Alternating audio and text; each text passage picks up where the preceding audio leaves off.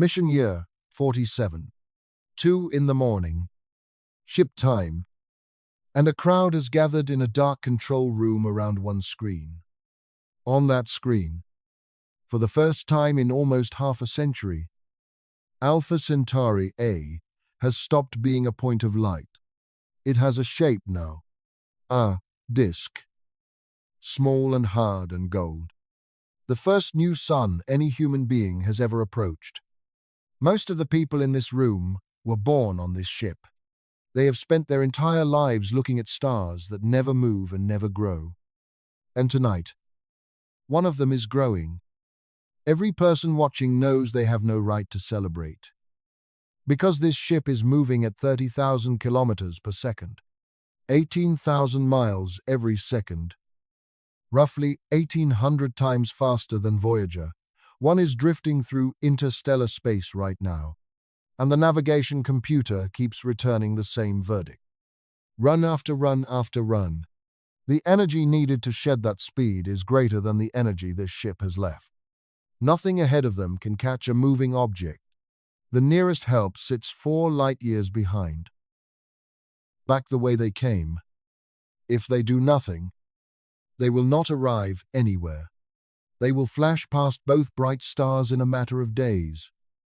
After 47 years of flight, leave the only braking corridor that will ever exist behind them, and keep going into the dark forever, carrying 400 people who spent their whole lives getting here. So here is the question this whole night hangs on. How did a voyage to the nearest star turn into a mission with no safe way to arrive? This ship does not exist yet. Every piece of physics under it does. And I will tell you which is which the whole way down. The answer starts on a day when this ship was nothing but a drawing. 4 hours before that crowd showed up, one person had already been living with the news alone. Her name is Seina Ito. She is the ship's senior navigator. She is 38 years old, and she was born 11 decks below the chair she is sitting in. At 10 in the evening, she ran the deceleration budget, the master calculation that answers a single question: can this vehicle shed its velocity before it crosses the Alpha Centauri system? The computer took 4 minutes and said no. She ran it again with looser margins. It said no. She is running it a 3rd time now, doing what every engineer in history has done with a result they hate, hoping the machine made a mistake. Because the alternative is that the mistake was made half a century ago by people who are all dead, while the computer works. Let me make that number real. Because 30,000 kilometers per second slides right off the brain. At the speed this ship is moving, the trip from Earth to the Moon takes 13 seconds. The trip across the United States takes about 1/10 of a second. Faster than a blink. Point it at Earth from the surface of the Sun, and it covers 93 million miles in under an hour and a half. The whole solar system you grew up in, from the Sun out past the orbit of Pluto, would go by between a Monday and a Thursday. Humanity spent 60 years learning to cross that ocean probe by probe. This ship crosses it in a long weekend. That is 10% of the speed of light.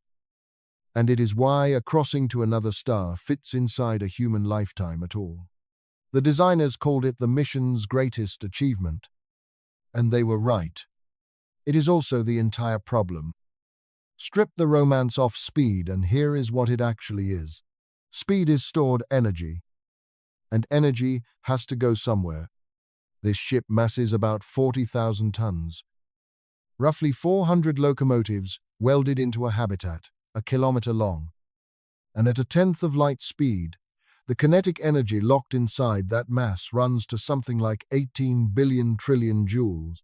Put that in human terms, and it comes out near what the entire human race consumes in 30 years.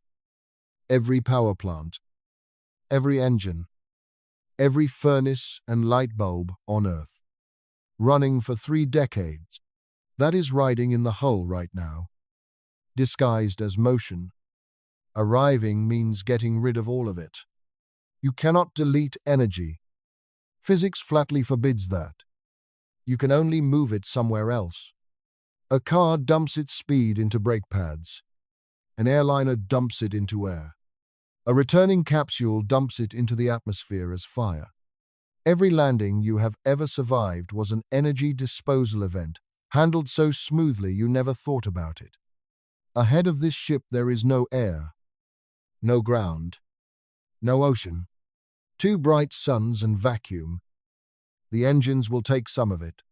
The ship still carries its fusion propellant, held in reserve for this exact phase. And the plan was always to burn it hard on approach. Senna has that burn model to the second. Her problem is the next line down. The engine removes a slice. 2 other systems were supposed to remove the rest.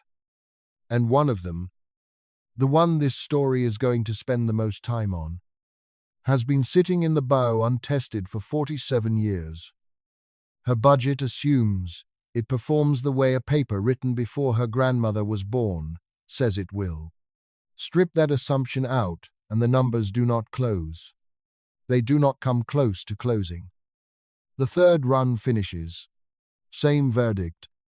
Now the detail that turns this from an accident report into a story. Senna pulls up the design archive. The documents written before launch. Back on Earth, when this ship was a stack of drawings, she searches the deceleration file, and it is all there. Complete. Professional. Thorough. The people who built this vehicle were some of the finest engineers a planet of 8 billion ever produced. They saw this night coming. They wrote it down. And the top of the file carries a status line.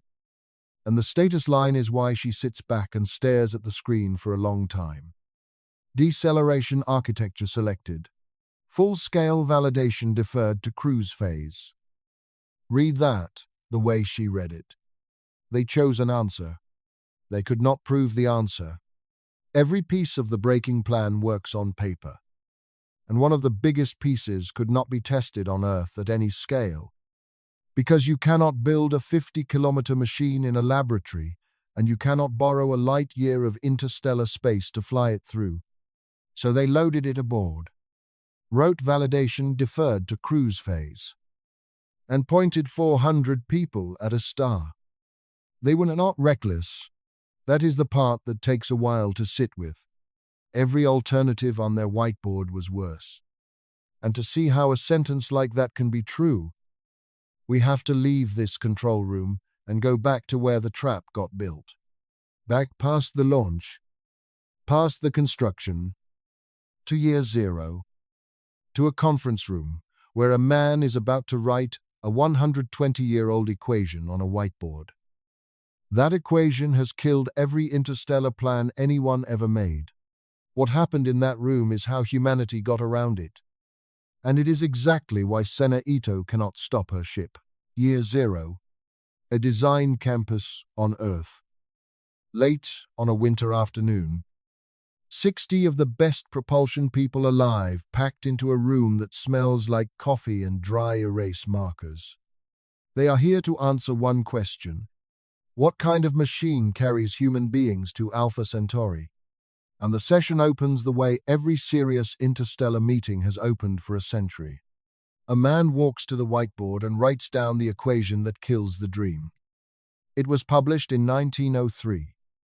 The same year the Wright brothers flew for 12 seconds over a beach in North Carolina. Its author was Konstantin Tsiolkovsky, a nearly deaf Russian schoolteacher who taught himself mathematics in a provincial town and worked out the physics of spaceflight decades before anyone had a machine to test it on. His equation fits on a napkin. It has never lost an argument. Engineers have a nickname for what it does to their plans. They call it the tyranny of the rocket equation. Here is the tyranny in plain language. A rocket moves by throwing mass out the back. The more speed you want, the more propellant you throw. But propellant is heavy. So you need extra propellant to push the propellant. And that extra is heavy too.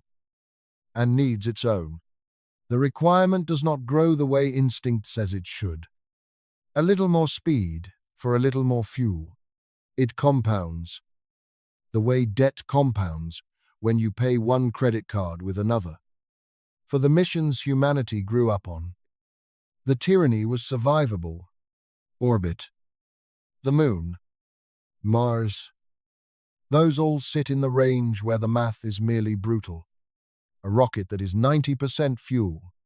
A skyscraper of propellant burned to deliver a payload the size of a school bus. Painful. Expensive. Possible. Watch what happens when somebody in that room asks the equation for 1/10 of the speed of light. The best chemical engines ever built push exhaust out at around 4 kilometers per second. This mission needs 30,000. Feed those two numbers into Tsiolkovsky's formula and it hands back a fuel-to-ship ratio. And the answer is not big the way national debts are big. The answer is a number with more than 3,000 digits. For scale, the count of every atom in the observable universe is a number with about 80 digits. To send one ship to Alpha Centauri on chemistry and stop it there, you would need a fuel tank outweighing every star and galaxy in existence, multiplied by a figure that has no name. That is why nobody has ever done this. The universe does not contain the gas money. Somebody says the obvious next word. Fusion. Skip chemistry. Burn the fuel of stars. Exhaust, velocities, thousands of times better. Fusion genuinely bends the curve. This is real.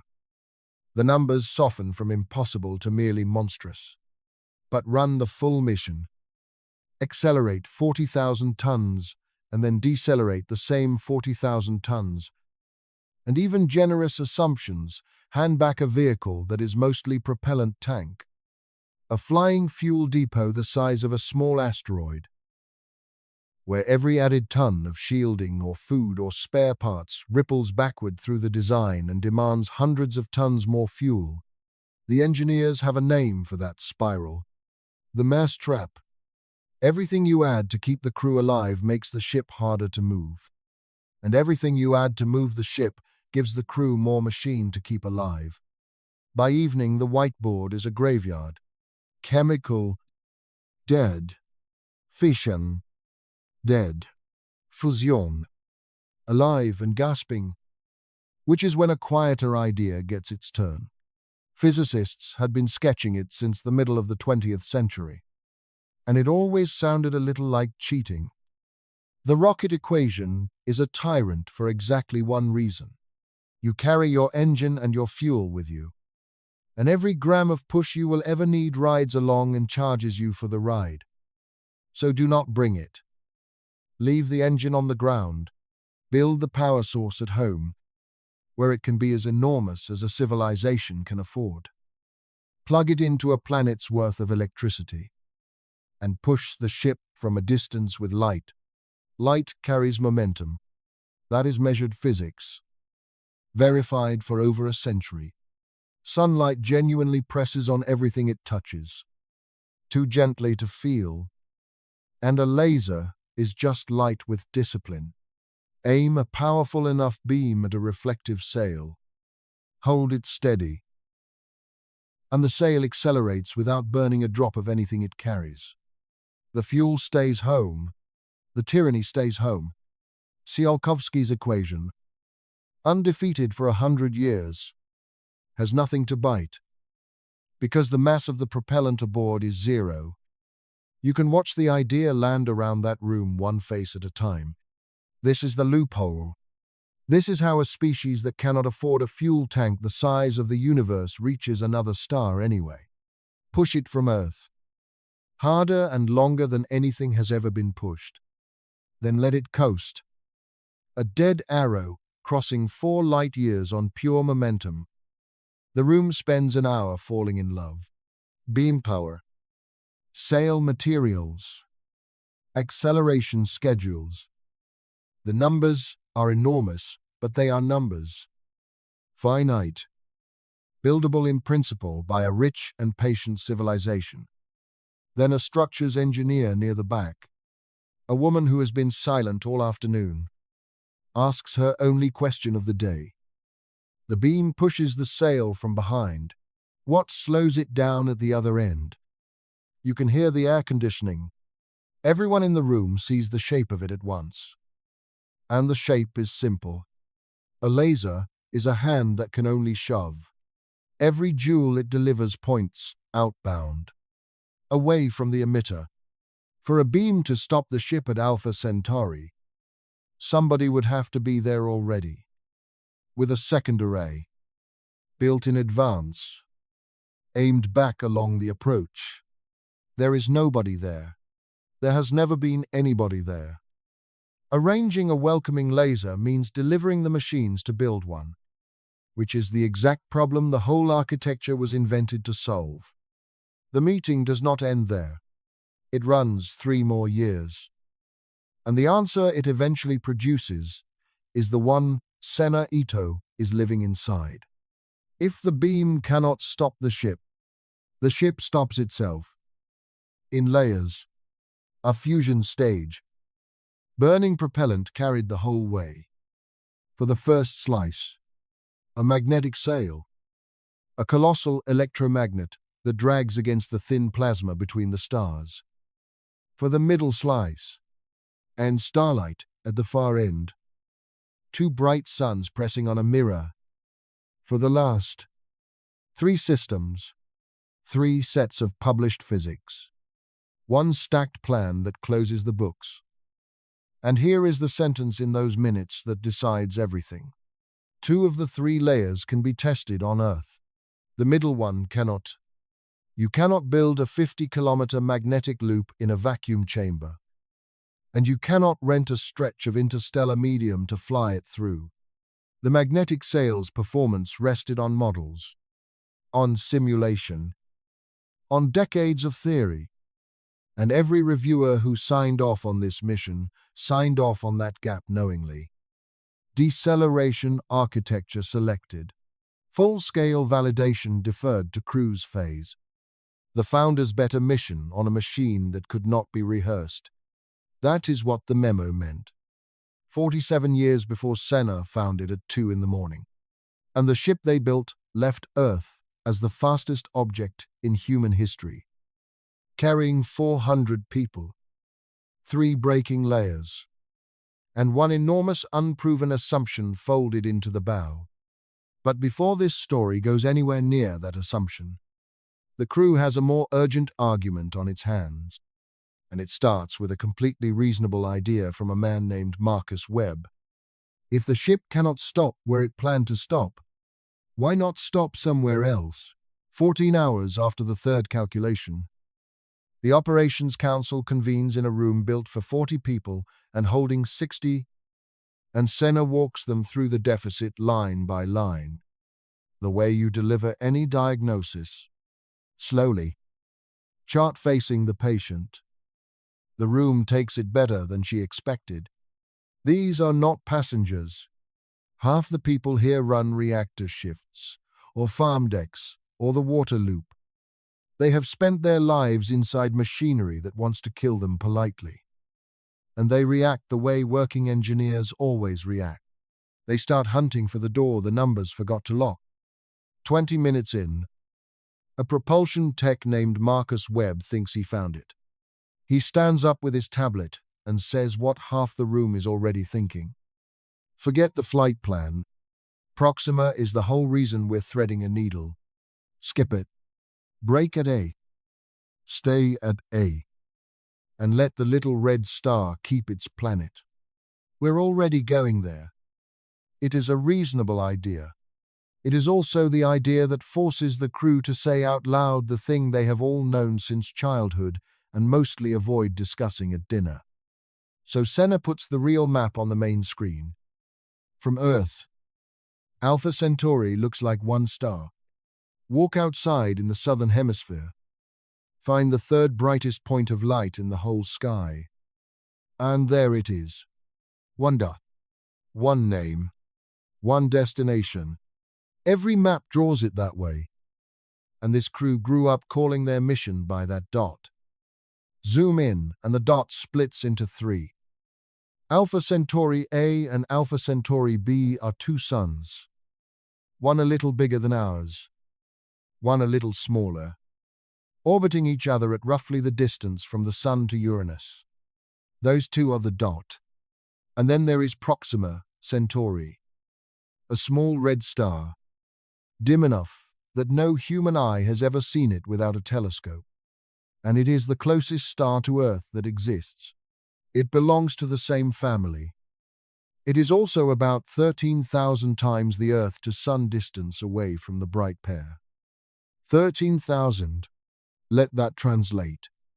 The gap between Proxima and its own companion stars runs more than 300 times the width of our entire solar system, measured from the Sun out to Pluto. Light itself needs about 10 weeks to cross it. So Alpha Centauri, spoken as a destination, is a cartography error. Nobody travels to Alpha Centauri the way nobody travels to the United States. You land at one airport, on one runway, or you do not land, and this mission picked its airport before anyone in this room was born. The ship is not aimed at Proxima, it is aimed at Alpha Centauri A. The braking plan requires the bright pair, because the last layer of the tower needs a real star pouring real light onto a mirror. And Proxima is a dim ember, putting out well under 1% of what a sun like ours does. Proxima cannot break anything, so the flight plan threads the ship through A, then across to B, using both suns as brake drums. Bleeding off the last of the velocity, the ship stops there. It was always going to stop there. It is the only place in this system where a 40,000-ton vehicle can be stopped at all. And then a second vehicle, a small one, makes the crossing to Proxima on its own engines. 10 years of travel, at the speed a small craft can manage. Webb knew all of that. What he is really proposing, and the room understands it inside a second, is that the mission drop the planet, stay at the bright pair, keep everybody together, live on the ship. And the reason nobody takes him up on it is not sentiment. It is that Alpha Centauri A and B have no confirmed world worth standing on. And Proxima does. And a species that crosses 4 light-years to park in orbit forever has not actually gone anywhere.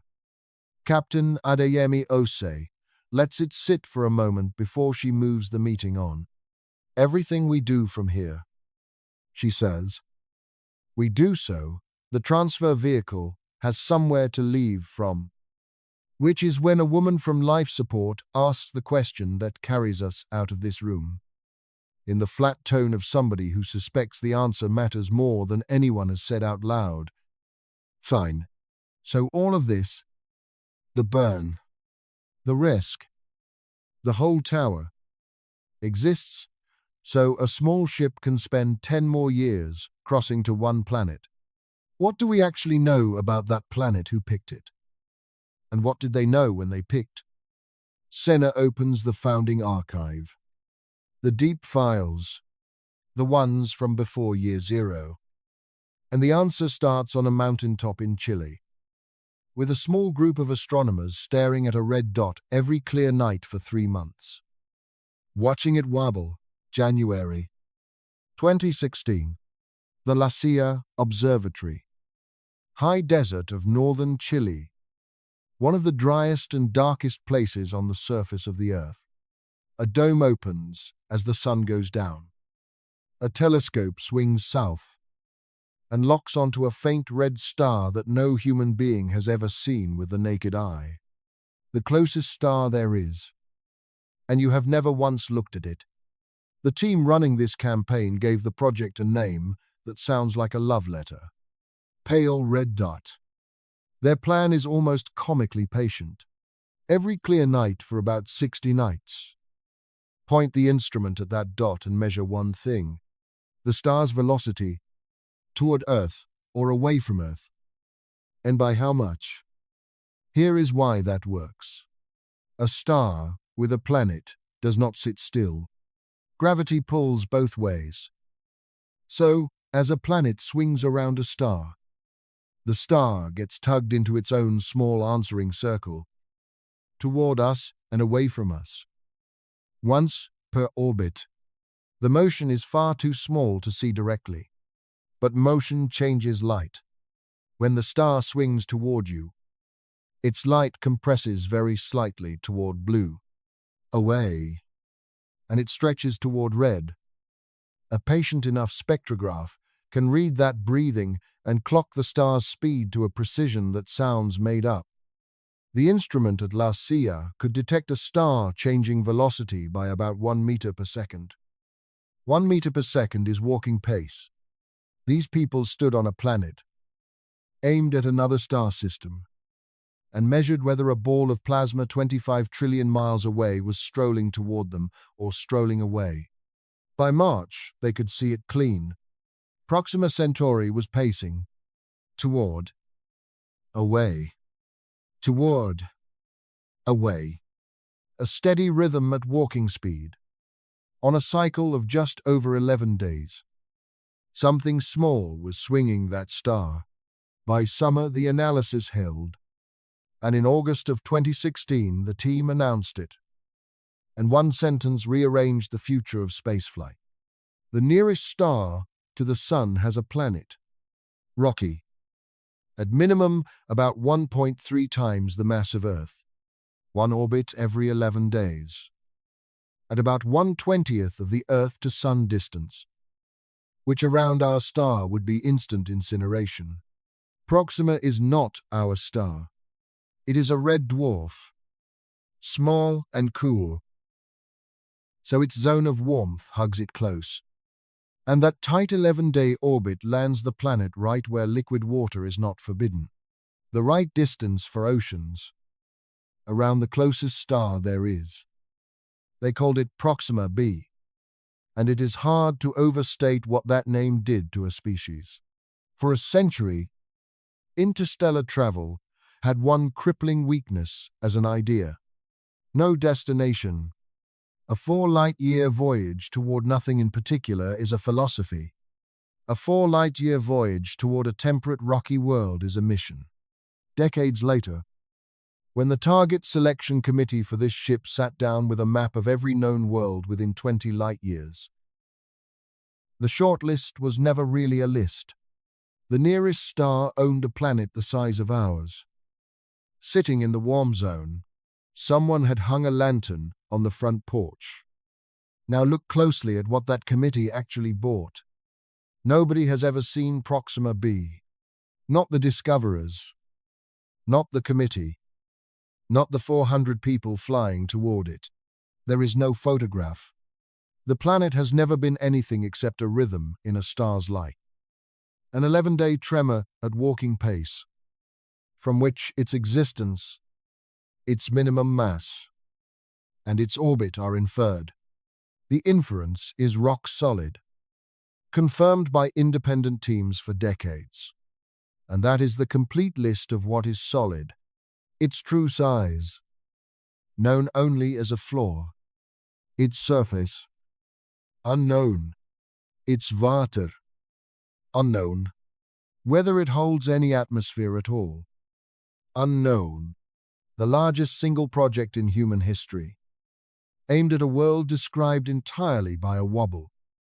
There is one more thing in the founding archive, and I will show it to you the way the committee's own paperwork shows it, which is to say barely.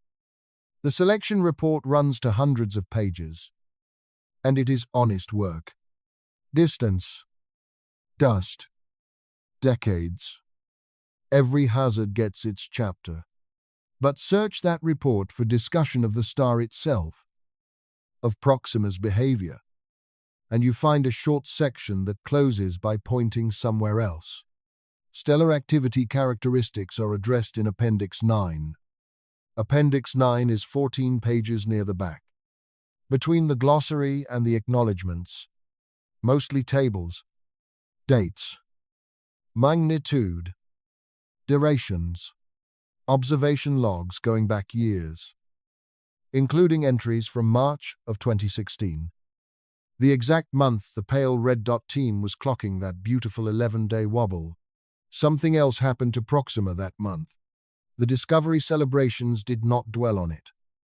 And the tables recorded in the flat voice that tables use.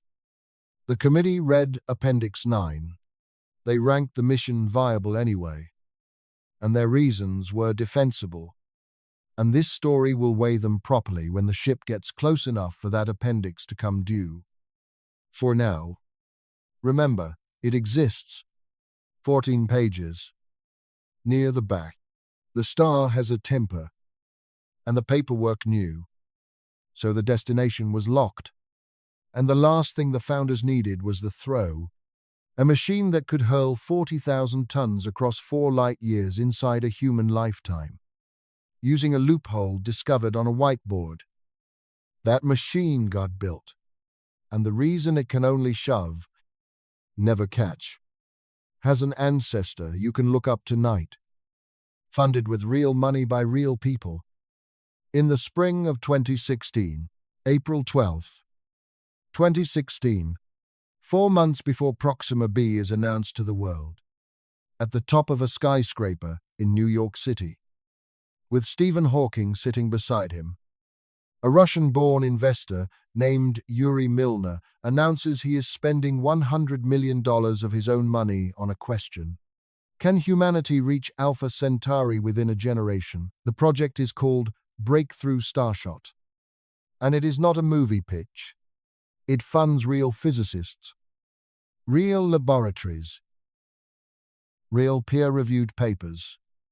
And its central idea is the year zero loophole in its purest form. Do not send a ship, send a chip. The Starshot vehicle is a spacecraft the size of a postage stamp. A few grams of electronics. Camera. Transmitter. Bonded to a light sail a few meters across, and thinner than a soap bubble. The engine is a phased array of lasers on the ground. Acres of emitters firing as one. Combining into a beam of 100 gigawatts, roughly the output of 100 nuclear power stations, focused on an object lighter than your house key. Switch it on, and the sail sees acceleration in the tens of thousands of Gs. For a human, instant death, many times over. For a gram of silicon, a show. 10 minutes of that beam and the chip is gone.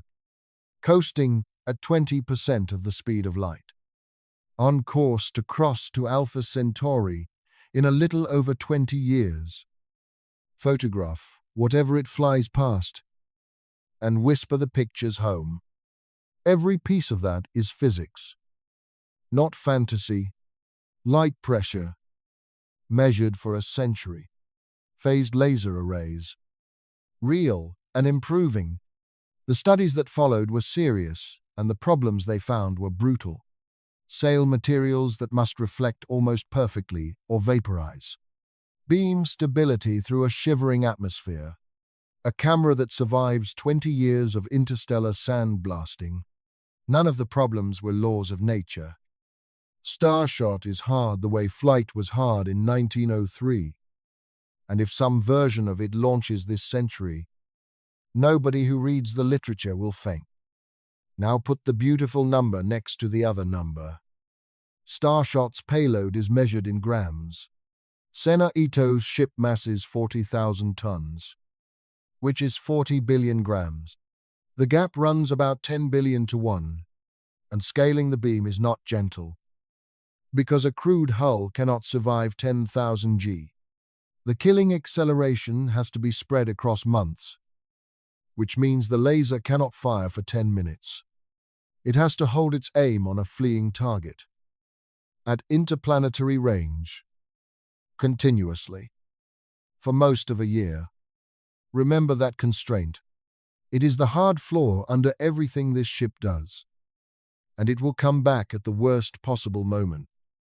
47 years from now, when the crew is trying to stop. Run that requirement, and the machine stops being a facility. It becomes the largest object our species ever built. arrays drinking a real fraction of a civilization's electrical output. A structure visible in photographs taken from the moon. In this story, humanity built it. It took a generation and cost more than any war. And I am going to skip the politics of how, because the politics is not the trap. The trap is what the machine cannot do. And you already heard it in year 0. The beam is a hand that only shoves 11 months after launch, somewhere past the orbit of Saturn. The brightest artificial light in the history of the solar system switched off behind them. From that second on, every gram of stopping power this ship would ever have was already aboard, aging, waiting. So walk the tower, because the crew is about to spend 18 months living inside it. And you should know what each floor is worth. Floor 1. The fusion stage at the stern. Real propellant. Real thrust. Tested on Earth. 12,000 kilometers per second of braking when it fires. The most certain thing in the plan, and it costs the ship every drop it carries. Floor 2. The magnetic sail in the bow. 50 kilometers of superconducting cable that becomes a colossal electromagnet, dragging against the thin plasma between the stars. No propellant. No exhaust. Drag pulled straight out of the galaxy. The models say another 12,000. The models have never been checked, because you cannot build a 50-kilometer machine in a laboratory or borrow a light year to test it in. Floor 3. Starlight. The photon sail. A mirror unfolded across hundreds of square kilometers, angled against the light of Alpha Centauri A and then B during the braking arcs. 6,000 kilometers per second. And there is an asterisk on this floor too, and it gets its own chapter. 12 plus 12 plus 6 equals 30. The books close. They close if every floor performs the way the paper says. And the middle floor, the one carrying 40% of the load, is a machine nobody has ever switched on. Senna's deficit at 2 in the morning came from a single line in her assumptions file. And now you can read it the way she reads it. Magnetic sail performance. Nominal. Pair. Design. Model. Unvalidated. Her budget does not have a hole in it. Her budget has a promise in it, made by dead engineers, about a machine sleeping behind the bow shield. And the whole tower rests on that promise being true, which is why, 3 weeks after the council meeting, the ship stops arguing and does the only sane thing left. They decide to test it. The man who has to run the test is named Idris Vale. He is 54 years old. He is the ship's chief of propulsion, and the magnetic sail has been his department for 22 years without ever once being switched on. That is a strange career, and it explains him. Vale has spent 2 decades maintaining a machine he has never operated, checking the resistance of cable he has never energized, replacing components on a system whose only performance data lives in simulations written before he was born. His people call the bow spool room the cathedral, half joke, half not, because it is cold and enormous and quiet, and nobody goes in there without a reason. Vale goes in about once a month. He has a habit, and the crew knows about it, and nobody teases him, of putting a hand flat on the outer casing of the spool for a second before he leaves. The council authorizes a partial deployment test the day after Senna's briefing. 12% of the loop, unspooled and energized at low current for 6 hours, enough to compare real behavior against the model without committing the whole machine. Propulsion spends 3 weeks preparing. Every checklist item gets signed twice. Here is what the machine is supposed to do, and it deserves 1 clean paragraph, because it is one of the loveliest ideas in the literature of interstellar flight. Feed current into a 50-kilometer loop of superconducting cable, and it becomes an electromagnet of colossal span, throwing a magnetic bubble around the ship. The space between the stars is not truly empty. It holds thin plasma, charged particles, protons, and electrons at a density of roughly 1 particle per cubic centimeter, sometimes less. And charged particles cannot cross a magnetic field in a straight line. They curve, they deflect. Every particle that bends gives the ship a microscopic backward shove, and this ship plows through an unimaginable number of them every second. The physics is sound, and the pedigree is real, worked out in detail in the late 20th century by researchers including Robert Zubrin and Dana Andrews. Published, refined, argued over for decades since. The magnetic sail turns the hostile emptiness into a break, and it burns nothing. That is the theory. On a Tuesday in mission year 47, they find out what the hardware thinks. Deployment starts at 0900. 6 kilometers of cable unspooling into vacuum, monitored by a dozen cameras. And for the first 4 hours, everything is beautiful. The cable feeds out clean. The tension readings sit inside the band. Vale stands in the control room with his arms folded, watching numbers he has only ever seen in simulation appear on a screen with real time stamps on them. And one of his junior techs will say later that she saw him smile, which is not something he does at work. At hour 5, current comes up on the deployed segment. The field forms, and the instruments start reading drag. Real drag, measurable, in the direction it is supposed to be. On a ship that has been coasting untouched for 47 years, somewhere in the middle of the interstellar night, a 50-year-old promise from a dead engineer starts coming true. 40 minutes later, the drag reading is wrong. Not absent. Wrong. It sits at a fraction of what the model predicted for that current. That segment length, that geometry. Vale has the team run the diagnostic sequence twice. Current is nominal.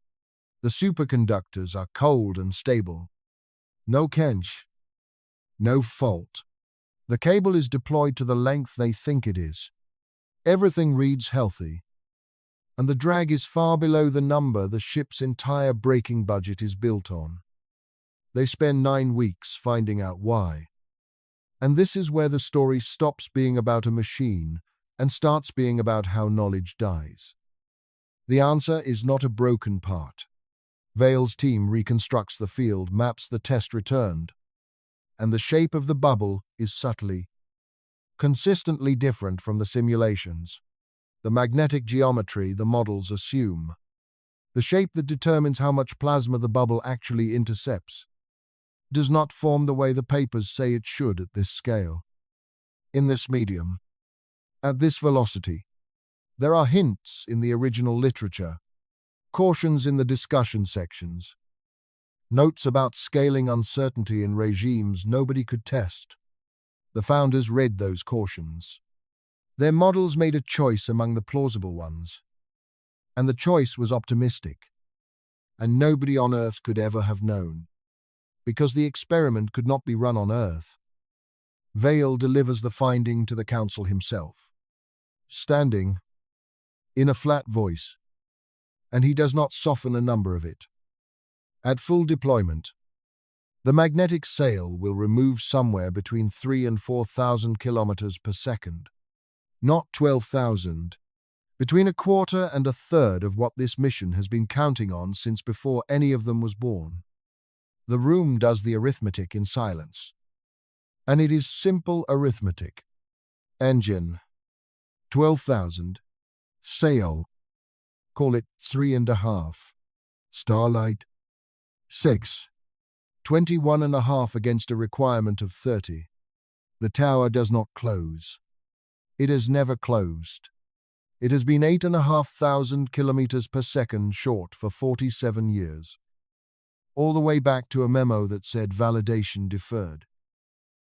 And 4 generations of this crew have lived their whole lives inside a plan that was wrong on the day it was signed. Nobody yells. Somebody asks Vale to confirm the error bars. And he confirms them. Somebody asks whether more current helps. And he explains that it does not. And why? And then Captain Osei asks the only question with a future tense in it. What can still be recovered? Vale looks at Sena Ito when he answers.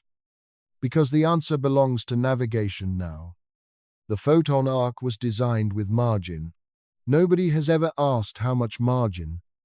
That question gets its own chapter, and its answer sits behind a wall that has been under fire since launch.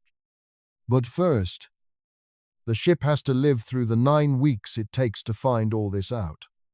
And on the 11th night of those 9 weeks, at 3 in the morning, on nursery deck 4, the floor rings. The sound is a single metallic note, high and pure, like a struck bell somewhere far forward, gone almost before it arrives. It comes up through the deck plates, while a night steward named Okonkwo is walking his rounds between rows of sleeping children. The children do not wake. Coffee in a cup 2 decks up shows 1 ripple. And within 90 seconds the bridge confirms what the hull sensors already logged. A strike on the bow shield. Forward quadrant 3. Impact and mass, estimated just under 1 milligram. 1 milligram. A grain of sand outweighs it. The dot over a printed letter, I outweighs it. And that fleck hit this ship with the energy of more than 100 kilograms of TNT. And the only reason 400 people slept through it is a wall at the front of this vessel that was designed, from its first drawing, to be destroyed. The emptiest place in the universe becomes a weapon if you move through it fast enough. Start with the emptiness, because it is real. The space between stars is the best vacuum known. A cube of it the size of a sugar cube holds a few atoms of hydrogen, a wisp of helium, and dust so sparse that the grains sit kilometers apart. Compared to that, the vacuum inside a laboratory chamber on Earth is thick soup. Park this ship out here, motionless, and the medium would never touch it. A century of parking would not scratch the paint. The danger is arithmetic. Kinetic energy grows with the square of velocity. Double the speed. 4 times the punch. 10 times the speed. 100 times the punch. Ride that curve up to 30,000 kilometers per second, and the numbers leave human experience behind. At this speed, a single hydrogen atom, 1 proton, the lightest object in nature, strikes the hull, carrying the energy of a particle inside an atom smasher. This ship is not flying through space so much as flying through the beam of a planet-sized accelerator, aimed at its face. Now count the protons. A few atoms per sugar cube sounds like nothing until you multiply by the sugar cubes. And this ship crosses 30,000 kilometers of them every second. Run that across a shield a few hundred meters wide, and the bow takes something on the order of 1 billion atomic impacts every second. Continuous. Never pausing. Never weakening. For 47 years. The crew calls the bow shield the ship's face. And the face takes the weather. And the weather here is a sandblaster made of atomic nuclei running around the clock for half a century. Each proton buries itself a hair's depth into the shield and knocks a few atoms loose. A few, times 1 billion, times a lifetime. The designers knew all of it, and the shield exists precisely for it. A slab of layered carbon and ceramic, meters thick, containing no wiring and no plumbing. A wall whose entire job is to stand at the front and be eaten instead of the ship. Its surface today carries millions of microscopic craters. Its outer centimeters are chemically changed. Its polish is long gone, and its mass is very nearly what it was at launch. Because erosion at this scale runs to fractions of a millimeter per light year. Not meters. The shield is not being consumed. It is being abraded. And the difference matters. Because abrasion is survivable and consumption is not. The dust is the other story. Dust does not average. Interstellar dust is ancient soot. Mineral flecks forged in dying stars. Most grains far smaller than a red blood cell. Scattered thin enough that the ship flies 1,000,000 kilometers between meetings. Every meeting is a detonation.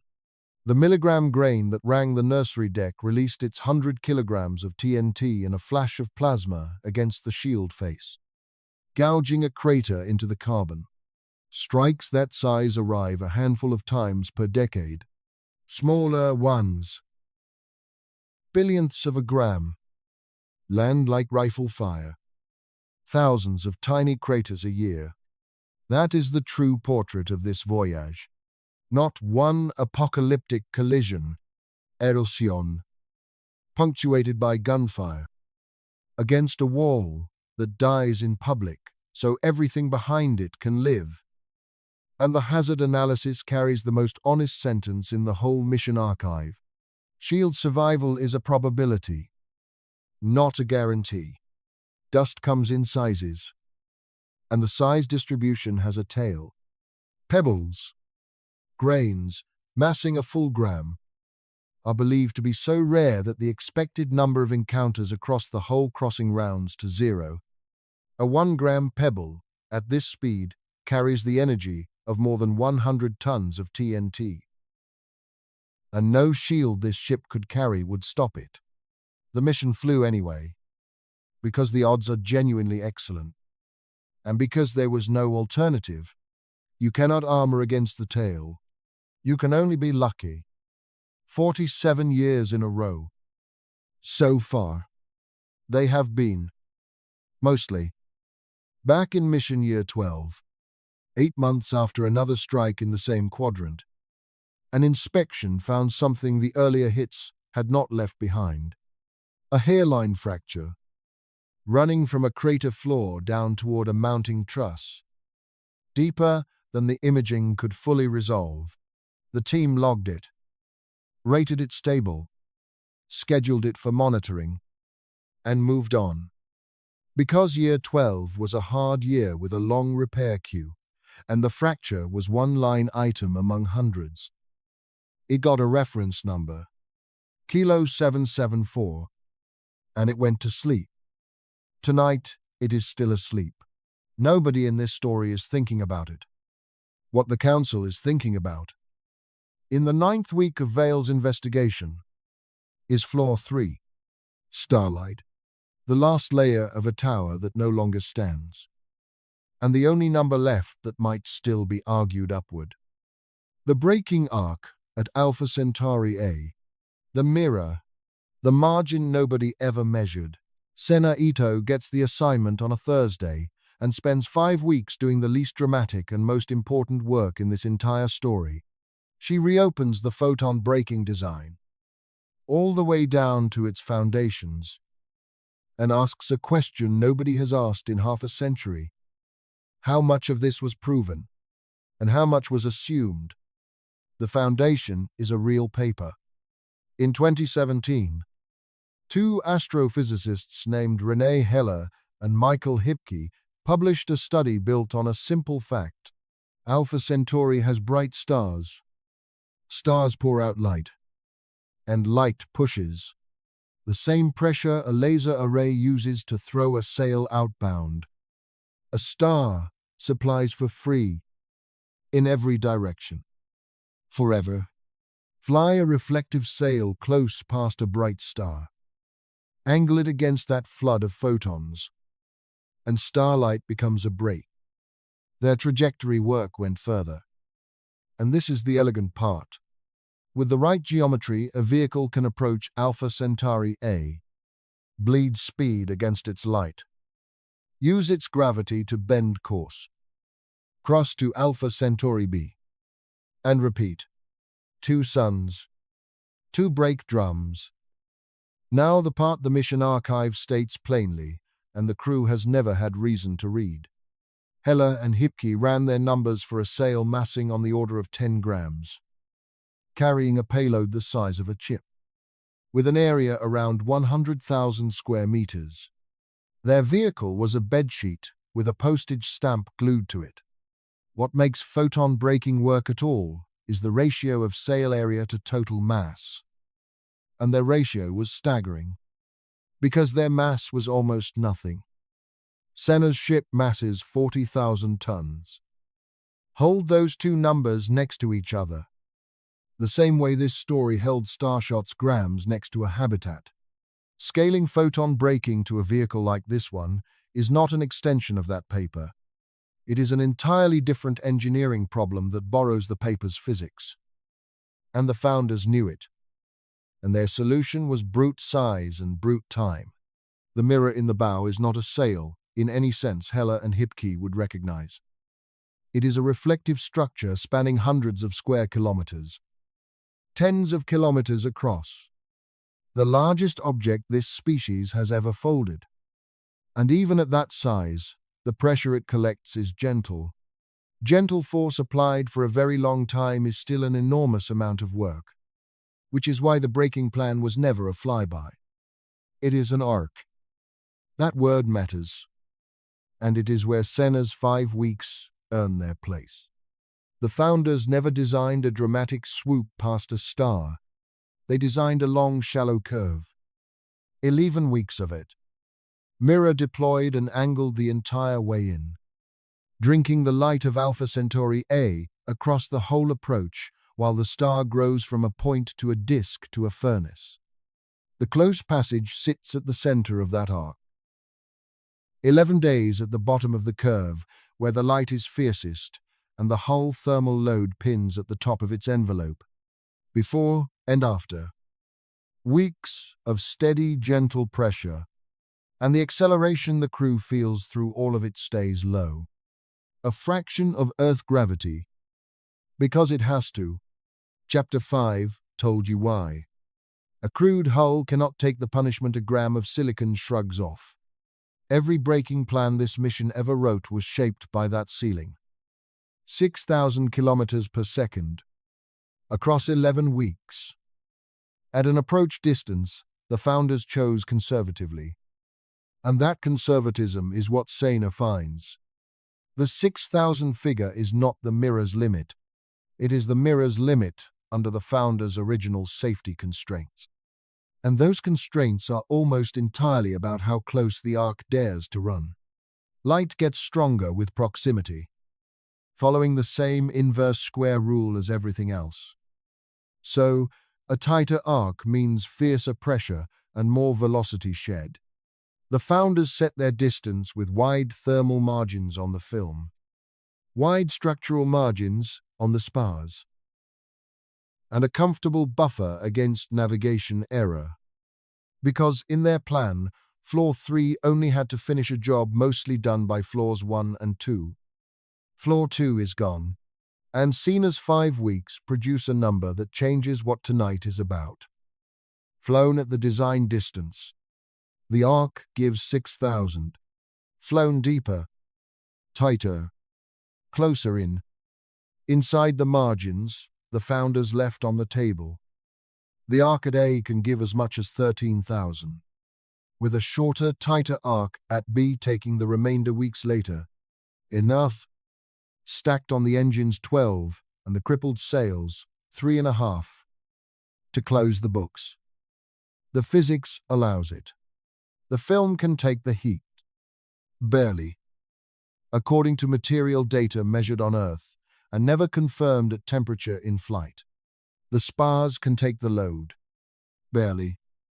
According to structural models. Everything about the deep arc is barely. And every one of those barelys was a margin.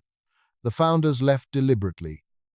so their grandchildren would have something to spend if the plan went wrong. The cost is aimed. At the design distance, the corridor is generous. A target a navigator can hit with room on both sides. Fly deep and it collapses. Come in too high and the light is too thin. The braking falls short.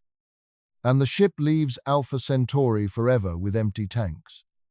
Too low, and the mirror cooks. The spars fail. And the mission ends in a place with no name. The gap between those two deaths, at the depth Sena's plan requires, works out to a precision of parts in a million. Held across 11 weeks. After 47 years of accumulated drift. Flown on instruments that have aged the entire time. She takes it to the council with the numbers and no adjectives. And the room understands immediately what has happened. The mission's survival just moved from a machine to a marksman. Which raises the question Jose asks next. And asks gently. Because it is not really about equipment. Who is flying this ship? How do they know where they are? 4 light years from every landmark. With no signal from home, younger than 4 years old. And how good can their aim be? When the newest star tracker aboard is older than everyone using it. The answer is 3 decks down. In a room with a wall, the navigators never decorate. Because it is already covered, the wall holds photographs. Standard crew portraits. 40 or so faces in careful rows. Every person who has ever held the title of ship's navigator. The top row is the founders. The men and women who trained on Earth. Who watched the launch beam light up the sky behind them. Who aimed this vessel at a star and swore to their children it could be caught. Every face in that row is dead. The second row is dead too. Except one woman of 91, who no longer leaves the medical deck. The living rows start at 3. Sena Ito's portrait sits in row 4. Do the arithmetic that wall is quietly doing in public. The crossing takes about half a century. A working career runs 30 years. Maybe 35. No human being can fly this route end to end. The mission was never designed around astronauts. Whatever the recruiting posters said, it was designed around succession. Around the assumption that the most demanding piloting task in the history of the species would be executed by people the founders would never meet. Trained by people the founders trained, with nothing but what got packed in the hold. The launch generation solved the leaving. The arrival was always going to be flown by the Born. There are about 140 of the Born aboard now, out of a little over 400. And it is easy to say ship kids and miss the size of it. Senna came into the world on Medical Deck 2 in Mission Year 9. Her sky has always been a ceiling. Her weather has always been a thermostat. She learned to swim in a water reserve tank and learned astronomy from a telescope that cannot look back at the sun without filters. She has seen oceans in videos.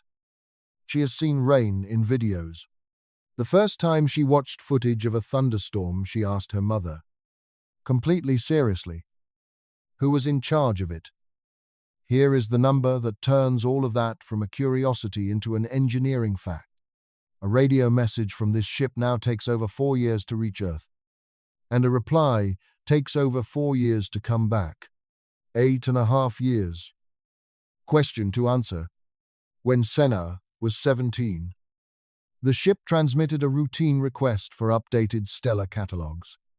The reply arrived when she was 26, addressed to a department head who had died in the interim. Earth still talks to them. A patient stream of news and science and family messages crossing 4 years to arrive. And the crew still answers. Nobody aboard has had a conversation with the home planet in decades. You do not converse across 8 years. You correspond. The way sailors corresponded in the age of sail. Letters crossing an ocean slower than the events they described. Every message from Earth is a postcard from the past, and every face in a family video is older now than it appears. Orgone. Mission control still exists.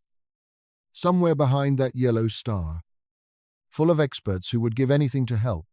They simply live too far in the past to be consulted. So, the honest answer to Osei's question is 4 people in row 4 of a photograph wall. Alone. And they can fly. Senna's team runs approach simulations weekly, and their scores would have satisfied the founders. The founders planned for this too, and their plan is one of the more remarkable documents humans ever wrote. A program with the unglamorous name of the continuity curriculum. Every critical skill aboard. Navigation, reactor physics, surgery, the maintenance of the mirror. Broken down, recorded, rehearsed, and handed forward. Master to apprentice. Generation to generation. With examinations and certifications and a rule that no skill may ever have fewer than 2 living holders. On paper it works. In the record, it mostly worked. Mostly is doing real labor in that sentence. And Idris Vale is the reason. After the test failure, Vale is the man everyone in engineering watches. He does not fall apart. He does something more useful and more painful. He goes back through every magnetic sail document in the archive looking for the moment the optimism entered. And he finds it. And it is not a lie. And it is not incompetence. It is a modeling choice made by a specialist in year 0. Defensible. Documented. One plausible option among several. And the specialist's own working notes, the ones that would explain why he chose it, are not in the archive. They were in a personal file. The specialist retired before launch. Nobody thought to ask. Vale brings that finding to Senna in the astrogation room, late, and says the thing that lands hardest in this whole chapter. We did not lose the machine. We lost the man who knew what the machine could not do. That sentence is going to matter twice more before this night is over. File it. Because Senna's deep arc, the plan that is now the mission's spine, needs an aim of parts in 1,000,000 held for 11 weeks. And that number lives or dies on 6-star tracker arrays mounted forward. On the bow structure, behind a shield that has been under fire since launch. She starts her audit of those instruments the following week, with a flashlight, in the instrument bay, going camera to camera, near the base of tracker array 3. Her flashlight catches something on the mounting truss. A repair. Old. Competent. Not from her lifetime. A sleeve of welded plate wrapping one leg of the structure. The leg nearest the shield edge. Quadrant 3. She has walked past it 100 times. Tonight, with parts in 1,000,000 on her mind, she reads the faded stencil on it. Reinforcement. Mission year 31. Reference structural log item, Kilo 774. She photographs it and moves on. Ships this old are covered in old scars. Meanwhile, one deck up, a different faction of this crew has stopped believing in the Ark altogether, and their leader is about to stand in front of the council and propose the one thing nobody aboard has ever said out loud. The proposal arrives with a plain title, Alternative Arrival Architecture, and a presenter nobody expected. Dr. Amara Okafor, Chief Physician, 62 years old, born on Earth, one of the last 11 people aboard who was. She has spent 4 decades keeping this crew alive. Tonight she stands in front of them and proposes leaving the ship to die. Her opening silences the room. Every plan we have discussed treats saving the vehicle and saving the people as the same problem. She says, They are not the same problem, and the founders knew it. She projects a sealed study, and the room reads the archive designation. Contingency lifeboat, drafted in year 0, updated by automated review every decade. Never once presented to a full council, the founders wrote it for exactly this scenario.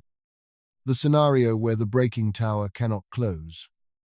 And its reasoning is as cold and clean as anything in the mission record.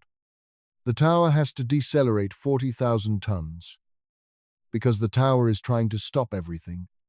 Habitats, farms, water, reactors, workshops, a kilometer of hull. But the mission, cut down to what it cannot lose, is not 40,000 tons. It is human bodies, a genome bank, a seed vault, the libraries, and enough equipment to start something on a surface.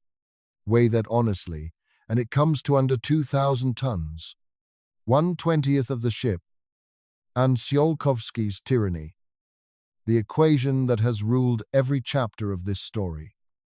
Cuts both ways. Mass ratio does not care which direction you argue it.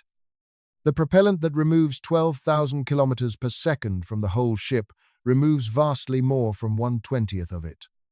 Detach a small hull, spend the fusion reserve on it alone, and the arithmetic that has been strangling this mission since year 0 suddenly works in their favor. The lifeboat can stop. No deep arc. No parts in a million. It brakes at Alpha Centauri A on engines and starlight. On the wide, comfortable corridor the founders originally designed.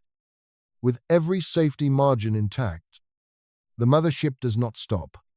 It goes on, unbraked, forever, past the bright pair and out the far side into the dark, carrying the empty farm decks and the corridors where 4 generations learned to walk, sailing on at thousands of kilometers per second until the end of time. The crew watches it go from the lifeboat windows. That is what the founders sealed, and you can understand why. No crew should read that document a day earlier than they must. Okafor walks the council through the numbers, and the numbers hold. Then she does the thing that makes her a great physician, which is to hand over the price with the same clarity she handed over the promise. The ship was the margin. Every debate so far has assumed that whatever waits at the end, the crew keeps their world with them. 40,000 tons of proven life support, farms that have fed 4 generations, a closed ecology with half a century of demonstrated endurance. Arrive with the ship and the crossing to Proxima afterward is comfortable. The planet can be studied for years, visited carefully, retreated from if it turns hostile. The ship is the reason nobody has to be right about Proxima B on the first day. The lifeboat carries none of that. It is a survival package. Consumables measured against a schedule with no slack. No farms until farms get built. No retreat. No second location. No room for the planet to be worse than hoped. And there is a harder number underneath that one. 2,000 tons of hull, life, support, and consumables does not carry 400 people anywhere. Okafor's own study says so on page 1. She does not put that number on the screen tonight, and every person in the room knows it is there, and knows the meeting, where it gets discussed, is a meeting nobody wants to chair. She closes with the sentence the whole chapter has been building toward, and it reframes everything still ahead. Under the arc, we need our aim to be good. Under the lifeboat, we need the planet to be good. And only one of those 2 things has ever been measured. The council does not vote. They are engineers and farmers and physicians, not gamblers. And they do what careful people do with a fork this severe. Both paths get prepared in parallel. The propulsion checkout continues. Senna's instrument audit continues, and the lifeboat study moves out of the archive and into engineering for a real feasibility review. The decision has a deadline set by geometry, roughly a year out. The last point where the two trajectories diverge beyond recall. But look at what both folders now contain. The Ark keeps the ship and bets on a marksman. The lifeboat skips the marksman and bets on a world. And at the bottom of both, on the last page, sits the same unmeasured planet, orbiting the same small red star, the star with the appendix. The Council orders a full stellar risk review as part of the lifeboat audit, which means that for the first time in decades, somebody aboard is going to read Appendix 9 the way it deserves to be read. Slowly, with the lights on, the Stellar Risk Review convenes in the Science Bay on a Tuesday morning. 5 people. Coffee. 1 wall of screens. The chair is an astrophysicist named Ruiz, born aboard in year 20. A man who has spent his entire career studying exactly one star. The Council's instruction was a single line. Read Appendix 9 as if the mission depends on it. Ruiz starts where the appendix starts. March 18th, 2016. That night, back on Earth, telescopes watching Proxima Centauri recorded the star, doing something astronomers still talk about with a kind of awe. In about a minute, Proxima brightened by a factor of nearly 70. The star did not flicker. It detonated. Across its whole visible face, an eruption of magnetic energy classified as a superflare. And for a few minutes this dim red ember, a star far too faint for any human eye, climbed to the edge of naked eye visibility from 25 trillion miles away. Stand in the Atacama that night under a perfectly dark sky, looking at exactly the right patch, and a star that does not exist to the unaided eye would have faded in, burned, and gone out. And here is the detail that makes Ruiz put his coffee down every time he teaches it. That was the same month the pale red dot team was gathering the wobble data that revealed Proxima b. The discovery of the destination and the warning about it arrived in the same envelope, from the same patch of sky, in the same weeks. And history opened only half of it at the press conference. The science kept going, and the tables march right through the years that followed. Astronomers watched with better instruments and assembled a portrait of a star with a violence problem. In 2018, a team led by Meredith McGregor caught Proxima flaring at millimeter wavelengths. In 2021, the same group published the one that headlines every review since. A flare that, in ultraviolet light, brightened the star by a factor of roughly 14,000 in seconds. One of the most violent events ever recorded on a star this size. And the frequency data changes the shape of the problem entirely. Big flares on our sun are rare. A few monsters per century. The monitoring campaigns found Proxima crackling constantly. Small flares daily. Serious ones, routine. Giants several times a year. This is not a phase. Red dwarfs live for trillions of years, and Proxima is in its restless middle age. And this is simply what it is like. Now, put the planet where the planet actually is. Proxima b orbits at about 1/20th of the Earth to Sun distance, 20 times closer to its star than we are to ours. Purely from geometry. The same outburst arrives there roughly 400 times less diluted than it would at Earth's distance. What that means on the ground is a harder question, because the real dose depends on the flare's spectrum, on the particle storm riding behind it, on whether the planet has a magnetic field, and on whether it has any air to absorb the blow. What nobody disputes is the direction. Every flare that would make the news on Earth lands on Proxima b as a hammer. Ruiz walks the committee through what the published models say that does to a world. And he is careful, because the models disagree in degree and agree in direction. An atmosphere is a planet's only coat, and a flaring star picks at the threads relentlessly. Ultraviolet light-breaking molecules apart at the top of the air. Storms of particles bleeding the fragments into space. Several major studies concluded that an Earth-like atmosphere at that orbit could be stripped substantially on timescales, short compared to the age of the planet. Other work pushes back.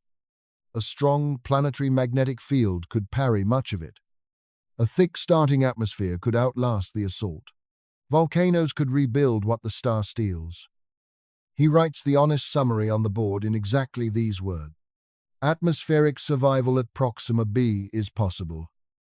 Contested and unmeasured.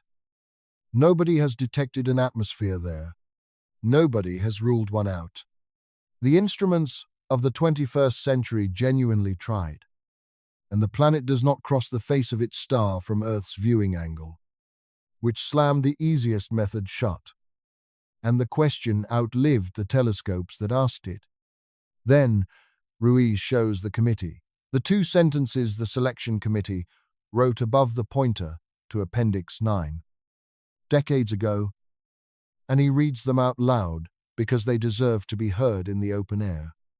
Stellar activity presents a significant unresolved risk to surface habitability.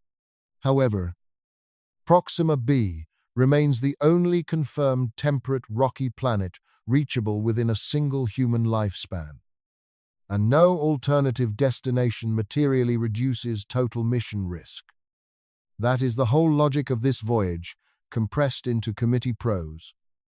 And it is not madness. It is triage. Every other candidate world lay decades further out, behind more dust, more years, more failure modes, more generations. The committee did not choose a dangerous destination over a safe one. There was no safe destination on the menu. They chose the nearest door that had not been closed, knowing the hinges smoked. This crew did not travel to a known second Earth. They traveled to the closest place in the universe where a second Earth had not yet been ruled out. Ruiz files the review that evening, and the council reads it before breakfast. And it quietly redraws both folders. Whichever plan wins. The first task at Proxima is not landing. It is measuring. And then, at 0400, the next morning, 7 weeks before anyone expects it, the thing in Appendix 9 reaches out and touches this ship. Not from Proxima, from Alpha Centauri R. Dead ahead. 400 billion kilometers out and closing, which sounds like a comfortable distance and is not when the star is a star. A modest flare, ordinary for a sun like that. And the wave of charged particles it throws off arrives as a wash of noise across every forward-facing instrument the ship owns. Nothing is damaged. Nothing even comes close. But for 9 hours the star trackers sit in a soup of interference. Their signal-to-noise degraded, and the navigation computer does what it is supposed to do in that situation, which is to lower its confidence and widen its uncertainty ellipse. Senna watches the ellipse grow on her screen at 5 in the morning with a cup of coffee. She does not drink. It comes back down. By noon the arrays are clean and the position solution is where it was. But she has just been shown something in the plainest possible terms. The deep arc will be flown inside the light of a star for 11 weeks, at parts in a million, on cameras that a single ordinary flare can blind for 9 hours at a time. Her aim is not a machine that either works or does not. It is a signal, thin and contested, and everything ahead is going to be spent defending it. She calls the audit team in that afternoon, opens the error budget, and starts the 5-week teardown that runs the rest of this chapter of the story. By the end of it, She will know what everyone aboard has been drifting toward since the flashlight caught a stencil in the instrument bay. One of the 6 cameras has been lying, and nobody can tell how much. Here is a question that sounds simple and is not. Where is this ship? On Earth, the question never forms. Your phone asks satellites, and the satellites answer. Sailors had lighthouses, then radio beacons, then a constellation of atomic clocks in orbit. Every navigator in human history worked inside a web of reference points built and maintained by other people. Senna Ito flies outside the web. No satellites, no beacons, no signal except a 4-year-old whisper from a star behind her. Nobody can tell this ship where it is. It has to know, alone, from first principles, with what it carries. What it carries is starlight and geometry. The method is parallax, the oldest trick in astronomy. And you have done it yourself. Hold up a finger, close one eye, then the other, and the finger jumps against the background. Near things shift against far things when your viewpoint moves. This ship's viewpoint moves 30,000 kilometers every second. So the nearby stars crawl visibly against the distant galaxies, month by month. And the star trackers triangulate off that crawl. It is elegant. It is self-contained. And done perfectly. It is astonishingly precise. The deep arc needs parts in a million, held for 11 weeks.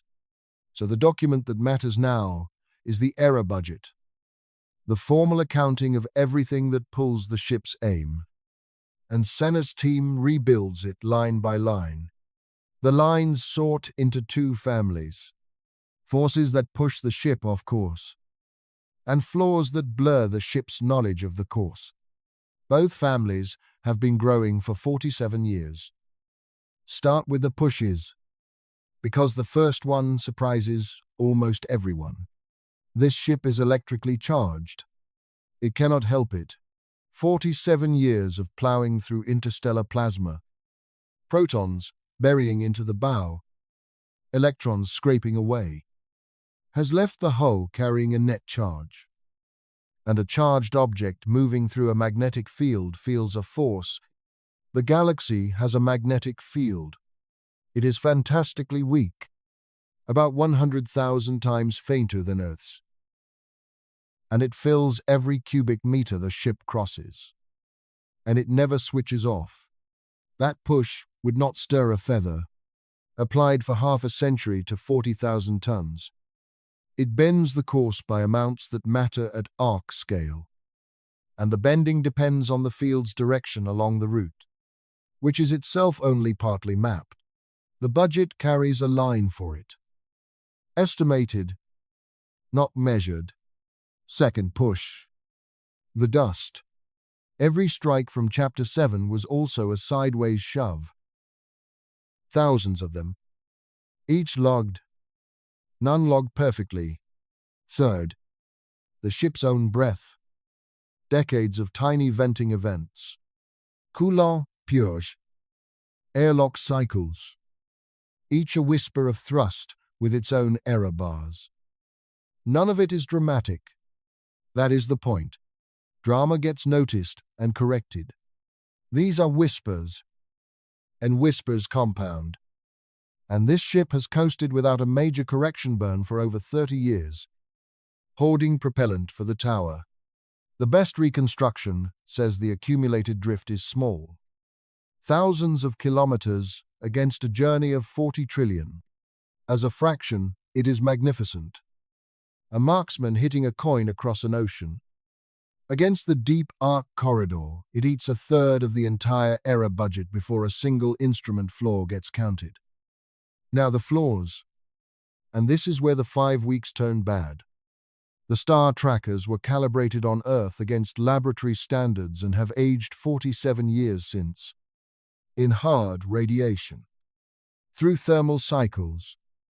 Behind a shield under constant fire. The maintenance record is heroic.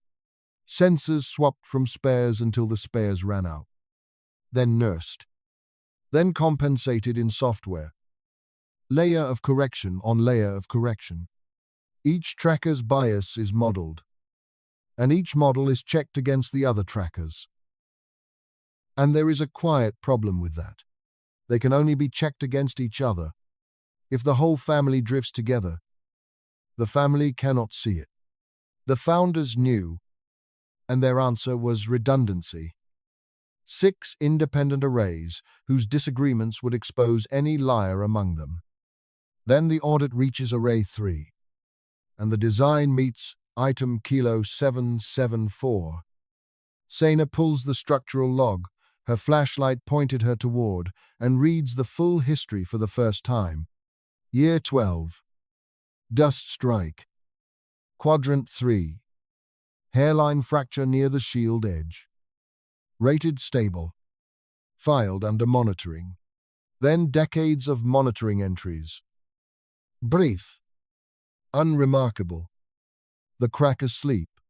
Then year 31. And the entries stopped being brief. The fracture woke up. Thermal cycling had walked it deeper. Toward the mounting interface it had always been aimed at. The truss-carrying tracker array 3. And the year 31 inspection found the truss itself compromised. Its stiffness measurably down, which for a precision optical mount is the same as saying its aim could no longer be fully trusted. A repair followed. That is the welded sleeve she touched. And the repair is where the record turns strange. The engineering summary is 2 paragraphs where there should be 20 pages. The load calculations reference a personal workbook that is not in the archive. The post-repair calibration of Array 3 exists, but its baseline file carries an annotation nobody now alive can explain. Values transferred pending full survey. There is no completion entry for that survey. The work was signed by the ship's chief structural engineer of that era, a man named Dario Voss. And every navigator knows the joke that follows his name in the oral history. Brilliant. Indispensable. Allergic to paperwork. His documentation, the old-timers used to say, was in his head. Dario Voss died in year 39. The head was not backed up. Senna sits with that for a while, because she has heard the shape of it recently. Idris Vale. In this same room, weeks ago, we did not lose the machine. We lost the man who knew what the machine could not do. Twice now. In one mission year, this ship has run into the same failure, and it has nothing to do with metal. A specialist made a choice. The choice was reasonable. The reasoning lived in one person, and the person is gone. The magnetic sail cost them 8,000 kilometers per second that way. Array 3 might cost them the arc. Here is where the error budget stands at the end of the 5 weeks. Array 3 is one of 6 voices this ship uses to know where it is, and it carries a 16-year-old asterisk on its honesty. Bolted to a repaired truss, behind a scar from a collision 35 years old, documented by a dead man in a workbook nobody can find. Throw Array 3 out entirely, and the remaining 5 still navigate. At reduced precision. And reduced is exactly what the deep arc cannot absorb. Especially now that the crew has watched one ordinary flare wash out their cameras for 9 hours. Keep it. And every position fixed from now until the maneuver carries a passenger. A possible bias of unknown size. Whispering into the aim. The Council's deadline is a year out. The Ark needs Array 3 certified or replaced. The lifeboat, Okafor's people note quickly, needs neither. One more weight on that side of the scale.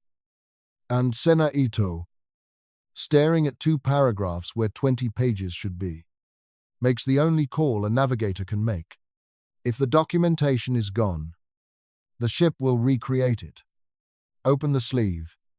Inspect the repair. Survey the truss with modern hands and current instruments, and find out what Dario Voss actually did in year 31. Which means someone is going outside, onto the bow, structure, behind the shield face, into the oldest scar tissue on the ship, while it does what it never stops doing.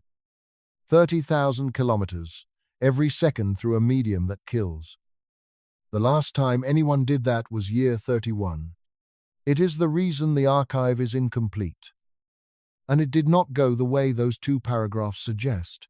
Mission year 31 looks nothing like the present. The founders are old but alive. The ship is middle-aged. And the crisis arrives the way every real crisis on this vessel arrives. As a graph drifting the wrong way. Tracker, Array 3, begins disagreeing with its 5 siblings. Slightly. Then measurably. Then weakly. The structural team traces it to the truss.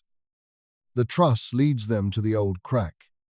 And the diagnosis lands on the desk of Dario Voss, Chief Structural Engineer, 64 years old, Earthborn. The last man alive who helped assemble this bow section in orbit. 19 years of thermal cycling has walked the fracture into the mounting interface. The truss has lost stiffness. And a truss that flexes is a camera platform that lies. Voss is blunt about it. Left alone, the flexing worsens. The lies grow. Array 3 degrades from unreliable to dead within a few years. Fixed. The ship keeps 6 eyes. Fixing it means sending people outside. No spacewalk in the history of spaceflight resembles this one. Every EVA ever performed near Earth happened at orbital speed through near-perfect vacuum. This ship moves at 30,000 kilometers per second through the sandblaster. And the bow shield exists precisely, so nothing living has to face that. The worksite sits behind the shield face, in its shadow, but the shadow is not perfect. Strikes on the shield splash. Secondary particles scatter backward around the edges. A thin, lethal drizzle bouncing through the work zone. The exposure math gives each suited human a hard budget. Minutes per excursion. A lifetime dose spent in shifts. The repair needs hundreds of work hours, so it gets carved into dozens of short sorties, planned like commando raids, executed by the 6 people aboard with EVA certification, none of whom has ever used it outside a training bay. Voss plans the campaign for a month. Every sortie choreographed to the minute. Every tool tethered twice. Every movement rehearsed until the 6 can do it blind. And on the morning of the first excursion, the plan meets the enemy. Every plan meets. The ship is old. And old ships lie about themselves. The airlock hatch, unopened in 3 decades. Takes 4 hours and a persuasion bar. Handholds rated for a century have grown brittle heads. And 2 snap under glove pressure on sortie 1. Dust finer than talc. Packed into every crevice by years of splash deposition. Fouls, seals, and jams a wrench. The choreography slows. The dose budget does not. By sortie 9, the team has completed what the plan allotted to sortie 15. And Voss, watching his margins burn from inside a monitor room, makes the decision that defines this whole chapter. He rewrites the repair. The original design called for cutting out the damaged truss segment and installing a fabricated replacement, machined in the ship's workshop. A proper piece of structure with proper documentation. Removal is what is eating the hours. So Voss cancels it. The damaged segment stays. Instead, his team fits a reinforcement sleeve around it. Welded plate, boxing the wounded metal like a cast around a broken bone. Faster to install. Kinder to the dose budget. And structurally, by his calculations, Sufficient. He runs those calculations himself. Overnight. In his personal workbook, the same workbook where he has run every load case for 40 years. Because Dario Voss trusts his own numbers and always has. The sleeve goes on across sorties 10 through 14. The welds pass inspection. The truss stiffens. Array 3's disagreement with its siblings shrinks back inside tolerance. On the final sortie, the youngest team member, a woman named Elena Reyes, stencils the reference onto the sleeve, Kilo 774, and the 6 come inside, and the hatch seals, and nobody has been outside since. The campaign is a triumph. Understand that clearly. 6 people with a combined spacewalk experience of 0 repaired precision structure behind a shield under fire, on dose budgets that allowed no mistakes. And made no mistakes. The founder's training pipeline worked. The ship kept its 6th eye. Year 31 goes into the oral history as a victory. And it was won. The wound it leaves is quieter, and it takes 16 years to matter. Voss is due to write the full engineering record. The 20 pages, the load cases, the survey of the sleeve truss under operational conditions. He begins.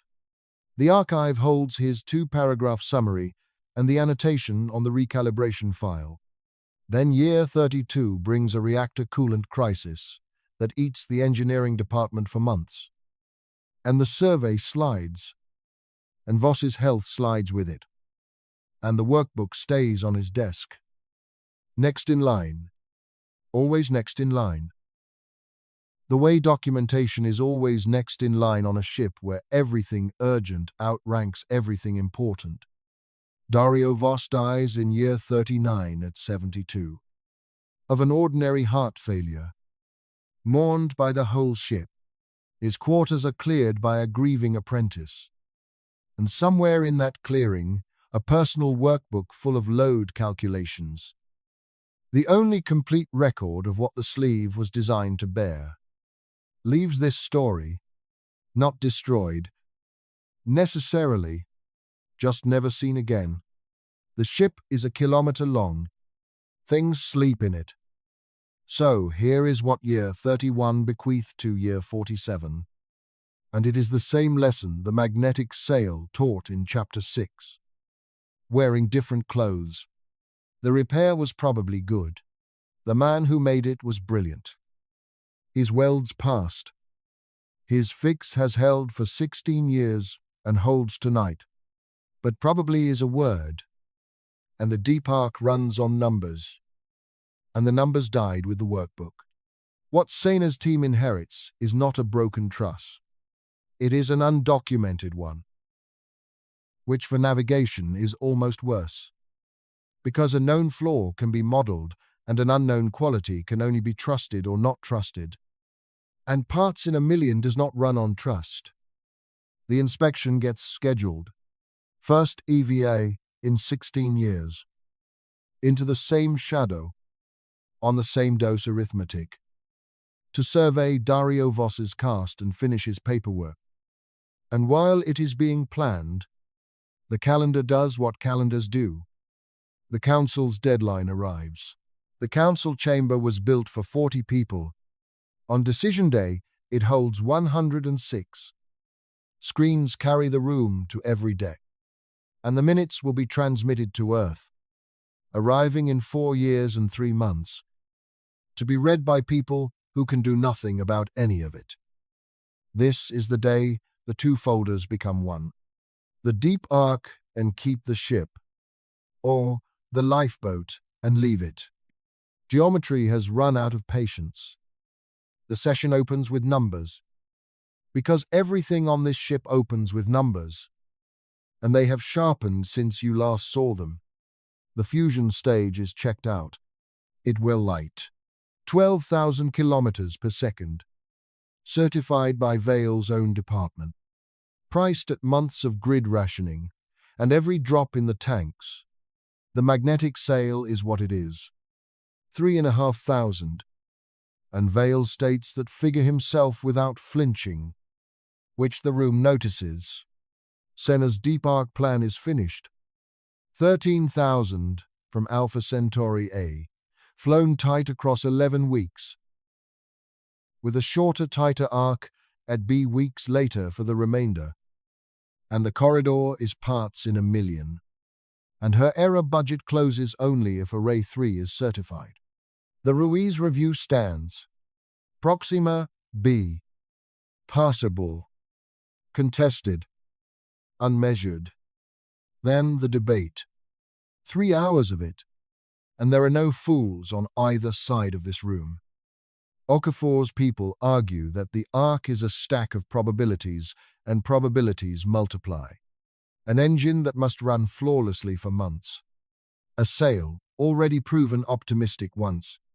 A corridor held for 11 weeks on 6 cameras. One signed by a dead man. All 6 of which a single ordinary flare can wash out for 9 hours. Take the lifeboat. They say, fly the wide corridor the founders designed. Arrive slow and certain. Hard is survivable. A missed arc is not. A missed arc is this ship leaving Alpha Centauri at thousands of kilometers per second with empty tanks. A tomb with excellent farms. The other side argues margin. The ship is the mission. 50 years of proven life support against a survival package. And a crossing to Proxima ahead of them that the ship makes comfortably and the lifeboat only survives. Whatever waits at Proxima B. Orbit lets them study it. Adopt, and be wrong about it. And being wrong about a new world is the one thing every colonial venture in human history has in common. And they close on the argument that has organized this whole night. The arc has exactly one unknown left, and that unknown is not a law of nature. It is a paperwork gap. One truss, one survey, one excursion away from becoming a number instead of a fear. You do not abandon a kilometer of civilization because a workbook went missing. You go outside and you finish the dead man's documentation. At the front, Captain Adeyemi Osei lets the 3 hours run and then does what captains are for. She reframes the question. We are voting as if we must choose blind. She says, we do not. The EVA survey flies within 90 days regardless of tonight. And its result turns our largest unknown into a fact. So the question is not arc or lifeboat. The question is which plan is the default? The one we execute if the survey forces no change. My recommendation is the arc. Conditionally. If the survey certifies the VOS repair and Array 3 holds calibration, we fly the corridor and we keep our ship. If the survey fails, the truss. The arc dies by its own numbers. The lifeboat stops being a choice and becomes a fact. And we board it knowing we chose it honestly. With the lights on. Conditional commitment, the engineers answer. And it has the same shape as year 0. And nobody in the room misses the echo. Because deferral is the family curse of this mission.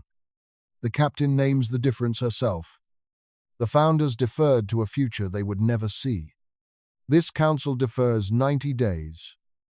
To a survey it will conduct with its own hands. And then it lives inside whatever comes back. The vote carries. 194 to 83 among the voting crew. Arc as default. Lifeboat armed.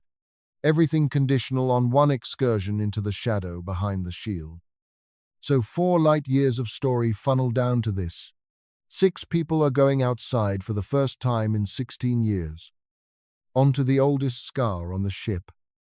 To inspect a repair whose designer cannot be asked a single question. The roster posts the following morning. 5 names from the certified pool. The 6th is Senna Ito. Senna is not on that roster because navigators make good spacewalkers. She is on it because of an argument she won in front of the captain. And the argument was this. The survey exists to certify a camera platform to parts in 1,000,000. Send welders alone, and they bring back photographs of welds. Somebody has to look at that truss the way a navigator looks at it, as the thing her aim lives on. And there is exactly one person aboard qualified to know what she is seeing. Osei read the dose tables, read the risk memo, and signed. So now it is 0400 on excursion day, and Senna is being sealed into a suit older than she is, in an airlock that has opened for humans once in her lifetime.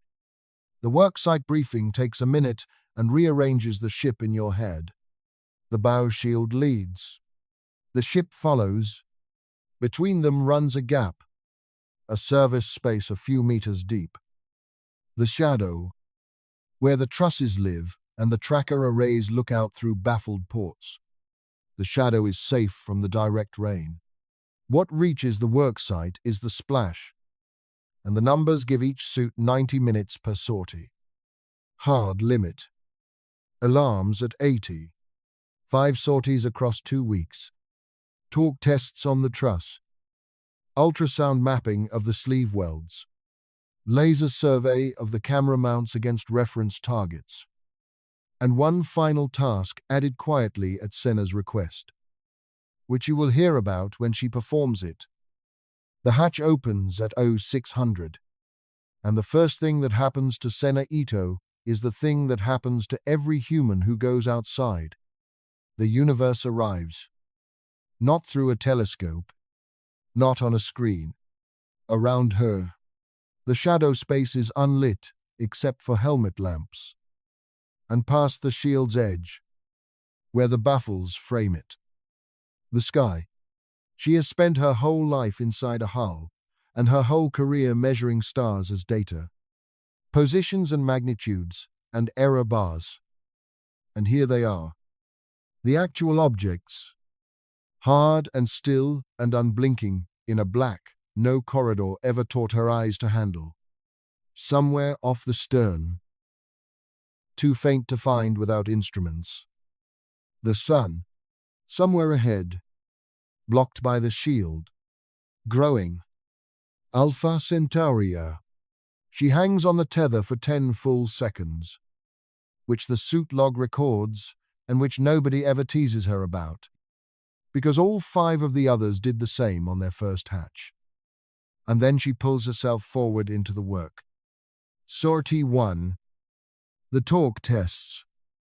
And the first surprise is good news. The sleeve truss is stiff. Elena Reyes's welds, laid down 16 years ago by a woman on her first spacewalk. Test clean along every seam the ultrasound can reach. No voids. No creep. No fatigue lines. Whatever Voss calculated in that missing workbook, his cast has carried its load. Sortie 2. The mapping.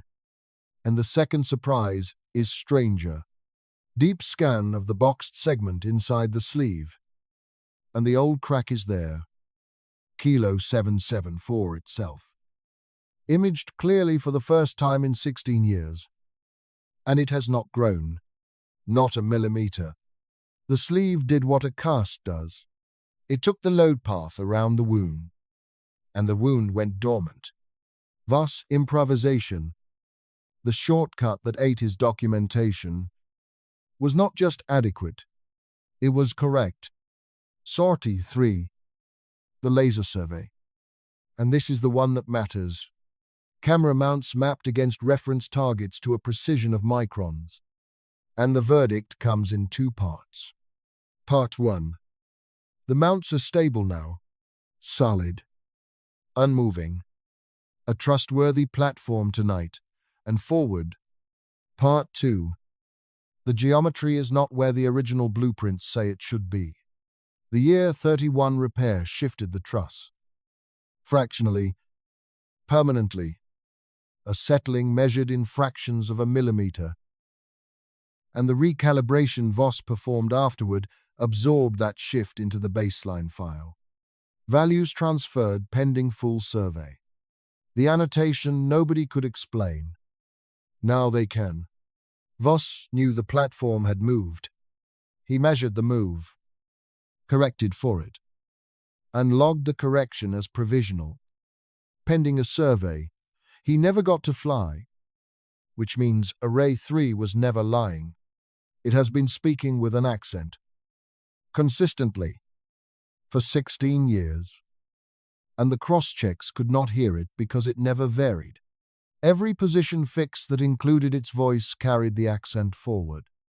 And a slice of the drift in Senna's error budget has been chasing a phantom, an artifact of one camera's uncorrected shift. The survey measures the true offset to the micron. The correction is arithmetic. 2 days after sortie 3. Navigation reprocesses 40 years of fixes with the accent removed. And the ship's position, uncertainty, contracts by almost 40%. And the deep arc corridor, the impossible thread, becomes a thread a marksman can actually aim at. Not comfortable. Real. Sortie 4 completes the mount survey on the neighboring arrays. Clean across the board. And Sortie 5 is Senna's added task. And it takes 4 minutes at the end of the excursion. She moves down the truss to the sleeve, to the faded stencil, and beside Kilo 774, she fixes a small etched plate the workshop made to her order. It reads, Survey completed. Mission year 47. Reference structural log supplement. And then one more line. For D. Voss. The paperwork.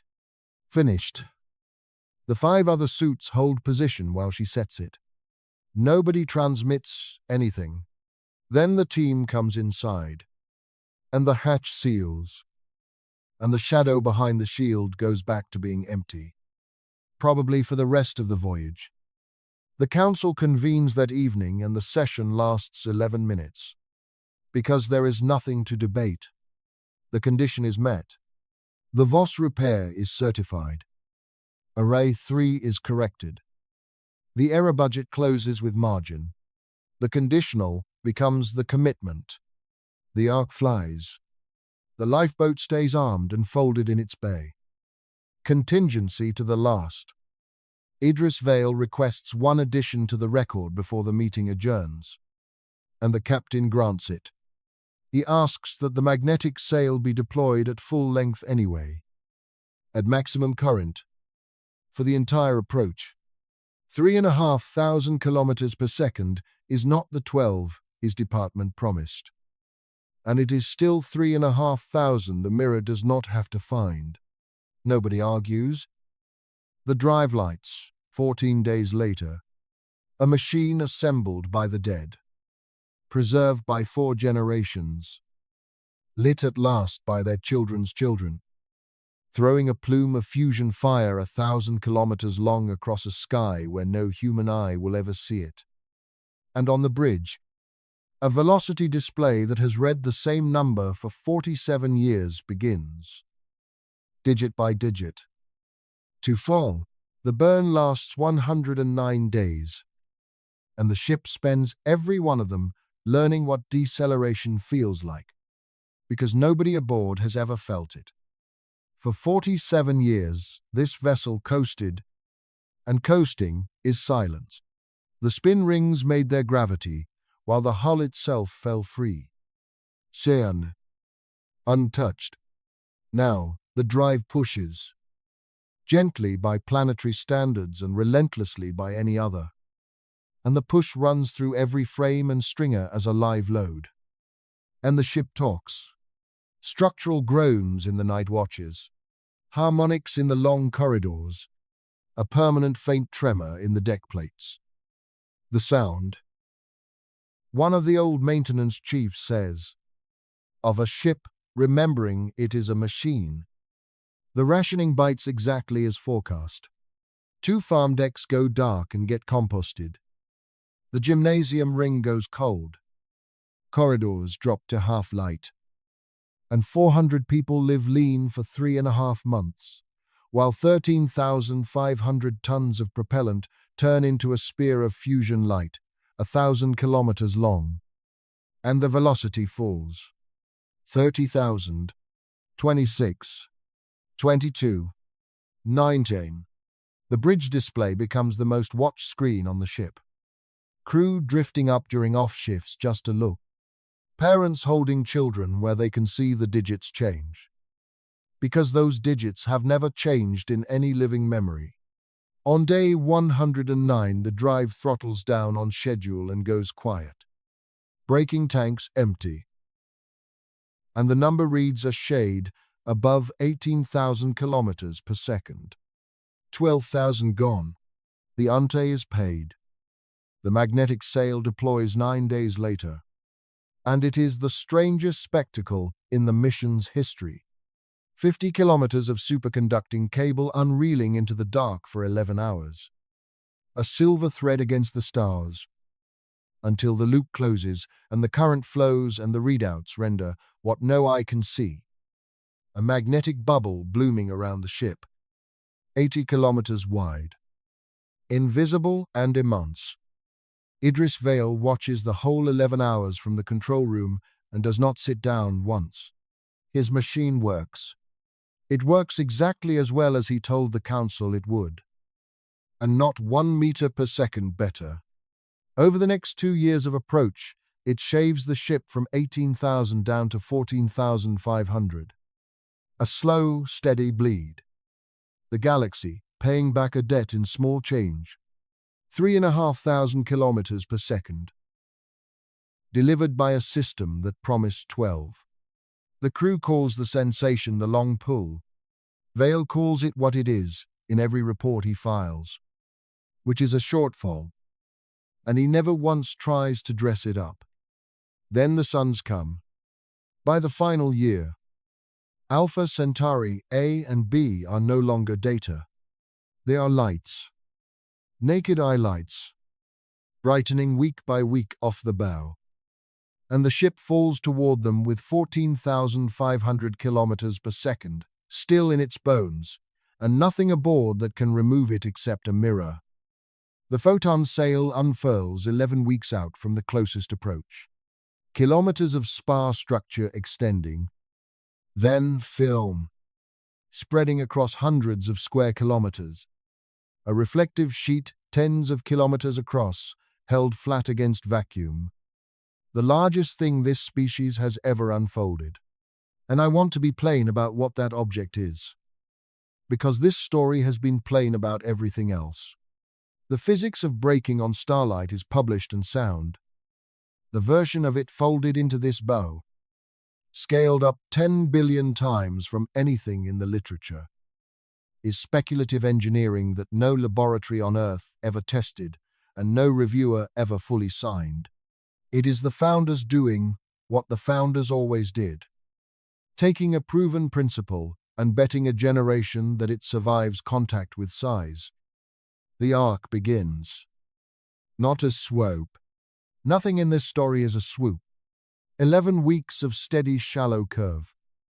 Mirror angled the entire way in, drinking the light of another sun, while it grows from a spark to a disk to a furnace. And the pressure on that film converts to a gentle push against the hull.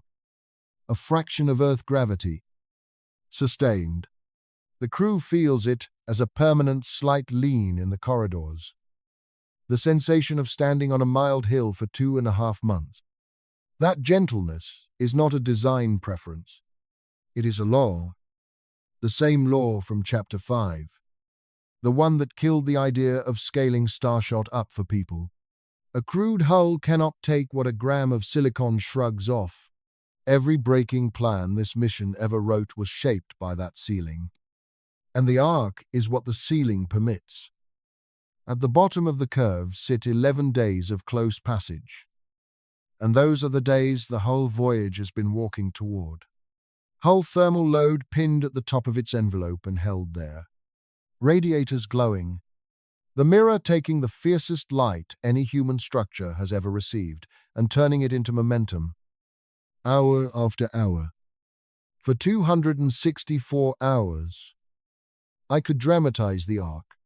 I am not going to, because the truth is better. And the truth is this. It works. It works because of every chapter you have sat through tonight. The corridor holds because the error budget closed. And the error budget closed because a navigator with a flashlight read a stencil on a sleeve. And the sleeve held because a dead man's shortcut was correct. And his shortcut existed because 6 amateurs in year 31 made no mistakes. And their training pipeline ran because founders who knew they would never see this day built one anyway.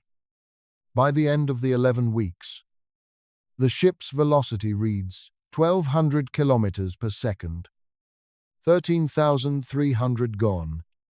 On light, the mirror survived. Barely. And the word barely has teeth now. Because the damage report comes in during the transfer leg to Alpha Centauri B. And it is not good. Thermal degradation across a third of the film. Blistering and micro-tearing along the outer panels where the light was fiercest.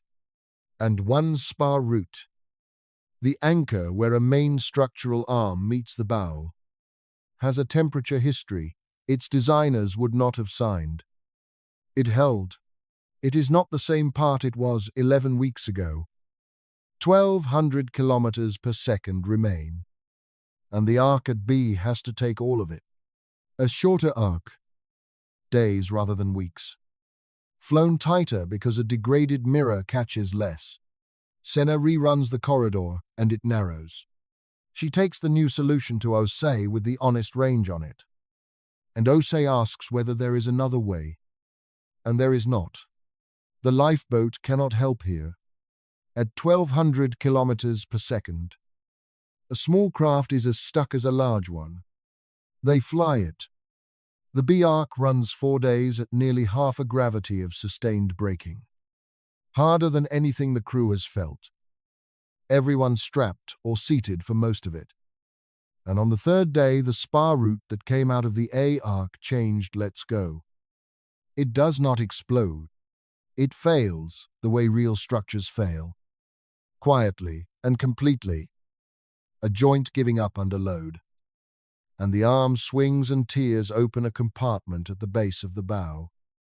And a section of forward hull loses pressure with 3 people inside it working the sail tension controls by hand. Because the automation had already been overridden twice that day. 2 of them get out. Idris Vale is the one who does not. He is 54 years old. He spent 22 years maintaining a machine he was never allowed to switch on. He told a room of 400 people the true number, when the true number ended their plan. And he died in a compartment at the front of the ship with his hands on a tension winch, holding a mirror against a star long enough for the arc to finish. The arc finishes. That is the brutal accounting of it. The mirror delivers its last 1,200 kilometers per second and then comes apart over the following hours. Film shredding away in long, bright ribbons. Spars tumbling free. The largest object our species ever unfolded, scattering into the space between 2 suns. There will never be another one. The ship has no propellant, no mirror, and a magnetic sail that works at a fraction of spec. And 90 minutes later, the navigation department posts 1 line to the shipwide feed, and work stops on every deck. Braking sequence complete. Ship is gravitationally bound to Alpha Centauri A. Residual velocity. Orbital. They did it. Half a century. 4 light years. 40,000 tons. And the number the founders deferred and Senna could not find at 2 in the morning is finally spent. This ship is not crossing this system. It is in it. Held by the gravity of another sun. Turning slowly around a star that is not the sun. And it will never leave. They hold Vale's service the following week. Osei reads the propulsion log entry from the day of the magnetic sail test. the one where he wrote down a number that cost him everything he had spent his career on. And she reads it without comment, because it does not need one. And then, at the end of that service, the captain says the thing everybody in the compartment has been carrying since the moment the display read orbital. They had reached Alpha Centauri. The planet that justified the whole voyage was still 10 years away, across 13,000 times the distance from the Earth to the Sun. And the only vehicle that could get there had room for 92. Here is the sentence the flight plan has always contained, printed in the founding documents, taught in the ship's school, and quietly softened in ordinary conversation for 4 generations. The ship goes to Alpha Centauri. The landing party goes to Proxima. People say the ship makes the crossing because it is shorter to say. What actually crosses is the transfer vehicle, and it has been sitting in a bay on the ventral hull since Earth. Sealed. Its own propellant untouched by the main drive. Its own small fusion stage checked once a decade and never fired. The founders understood the arithmetic better than anyone aboard. A dim red dwarf like Proxima puts out well under 1% of a sun's light, which means it cannot break anything. Nothing waiting at Proxima can slow a moving object, so whatever goes there must carry its own stopping power the whole way. And the tyranny from Chapter 2 decides everything after that. Because carrying your own stopping power is the most expensive thing a vehicle can do. For 40,000 tons, it is impossible. For 2,000 tons, it is a fuel tank. That is the transfer vehicle. 2,000 tons. A fusion stage with its own sealed load. Habitable. A surface package, and a life support system rated for a decade of cruise plus a landing. It burns for about 10 weeks to build up 6,000 kilometers per second. Gently. Because it carries people, and people set the ceiling. Then 10 years of coasting. Then another long burn at the far end to shed everything it gained. And orbit around Proxima b. It is also, and every person on this ship has always known this. The same Hull Amara Okafor stood up and proposed abandoning shipping. She said the hard part herself in that meeting, and nobody wanted to hear it. 2,000 tons does not carry 400 people. She did not put the number on the screen that night. Now the council has to, because departure prep starts in 90 days. The transfer vehicle carries 92. 92 out of 406. That figure has drifted over half a century. Births and deaths, moving the original 400 to 406, living people by mission year 50. And every one of them is now a name on one side of a line.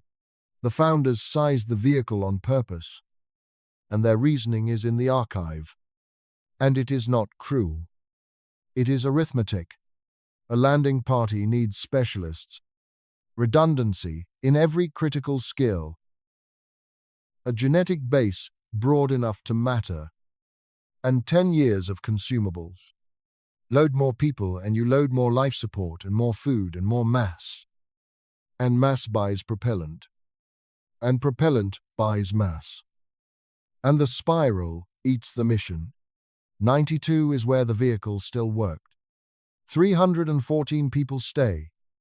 They stay on a ship that will never move again. In orbit around a star with no confirmed world worth landing on. They have reactors, farms at reduced capacity, water, a school, a clinic, a workshop, and half a century of evidence that all of it holds. It is the only environment in this entire star system that human beings are proven to survive in. And the people boarding the transfer vehicle are trading it for a measured wobble. The selection takes 4 months, and it is not a lottery, and it is not a drama. It is a skills matrix, run by department heads, cross-checked against the founders' criteria. open to volunteers, and adjusted for families, because the council decides early that no child goes without a parent, and no parent goes without a choice. Some of it is simple. The transfer needs a navigator, and there is one obvious navigator. Some of it is not simple at all. And the ship spends those 4 months having the hardest conversations of its life, mostly in quarters, mostly at night. And I am going to leave those conversations where they happened. Sena Itugos. She is 41 years old at departure. Her mother stays, because her mother is 68 and runs the water plant and says the ship needs her more than a planet does. And their goodbye happens in a corridor outside the astrogation room and takes about 90 seconds. Because that is how those goodbyes go when both people have work in an hour. Amara Okafor does not go. She is 64. She spends the last month writing a medical protocol for a population of 92, hands it to the transfer vehicle's physician, and then tells him the parts she is least sure about. At length, twice, with notes, because nobody on this ship makes the same mistake twice in a row anymore. Departure day. Mission year 50. The transfer vehicle detaches from the ventral bay and lights its stage, and it burns for 10 weeks, while the ship it left behind shrinks to a point and then to nothing. 314 people watch the first hours of it from every port and camera the ship owns. And one of them, a 9-year-old on farm deck 3, asks her father why the little ship is leaving, and he tells her the truth, which is that it is going to look at a planet, and she asks if it comes back, and he says no. Then 10 years of cruise. I want to be careful here, because this stretch could eat an hour and does not deserve one. 10 years on a vehicle built for exactly 10 years. 92 people. A crossing that runs the way every crossing in this saga runs. Filters foul. Seals age. A crop line fails in year 4 and gets replaced from stock. 2 people die. One of a stroke at 61. One of a cancer the equipment aboard could see and not treat. And the vehicle is small enough that both deaths are felt by everyone. 11 children are born. So 101 people make the whole crossing, and 9 of them have never known any home but this hull. The com delay back to the ship stretches from hours to days to weeks, and finally to 10 weeks each way, which means the 2 halves of this mission stop being one community and become pen pals. Earth keeps arriving on schedule. Patient. Obsolete. 4¼ years out of date. Addressed to people who have moved on or died. And Proxima grows. It starts as the brightest red point in the forward sky, becomes a disk in year 8. And in year 10 the vehicle turns and fires its stage for the last time, and breaks. And the display reads what everyone has waited 60 years to see. Orbit insertion complete. Capture confirmed around Proxima Centauri b. Below them, lit red on one side and black on the other, is a world nobody has ever seen. Not a wobble, not an inference, a plus, filling the ports, 400 kilometers down, and in the science bay. An instrument built by people who died before it was ever switched on, begins doing the only thing that matters now. Measuring. The first observation runs on the 5th day, and the 101 people aboard treat it the way an earlier century treated a moon landing, which is what it is. Every telescope humanity ever aimed at Proxima b came up empty on this question. The planet does not cross the face of its star from Earth's viewing angle, so the easiest method was never available. And for more than a century, Proxima b stayed a mass, an orbit, and an argument. This vehicle ends the argument from 400 kilometers up. Here is how the measurement works. In one plain paragraph, when starlight grazes the edge of a planet on its way to a camera, any atmosphere the planet has leaves fingerprints in that light, dark lines at the frequencies where gases drink photons. Carbon dioxide has a fingerprint. Water vapor has one. Oxygen has one so distinctive that finding it around another world would be the largest result in the history of biology. The vehicle's orbit carries it through the right geometry, twice per orbit, catching Proxima's light as it skims the planet's limb, and the spectrometer reads that light. Pass after pass, stacking faint signal on faint signal for 19 days. Then the science bay posts the verdict. Proxima b has an atmosphere. Sit with that, because Appendix 9 spent decades arguing that it might not. The star screamed for billions of years and the coat held. It is thin. Surface pressure reads near 1% of Earth's. Closer to Mars than to home. The fingerprints say carbon dioxide. Mostly with a trace of water vapor and a whisper of nitrogen. And no oxygen line anywhere the instrument can find. Nobody breathes this air. The water signature means frost and thin clouds are possible. And 1% of an atmosphere still moves heat around a world, which matters enormously here, for a reason that comes next. Proxima b almost certainly does not have days. Everything about its orbit says tidally locked. One face held permanently toward the star, the way the moon holds one face toward Earth.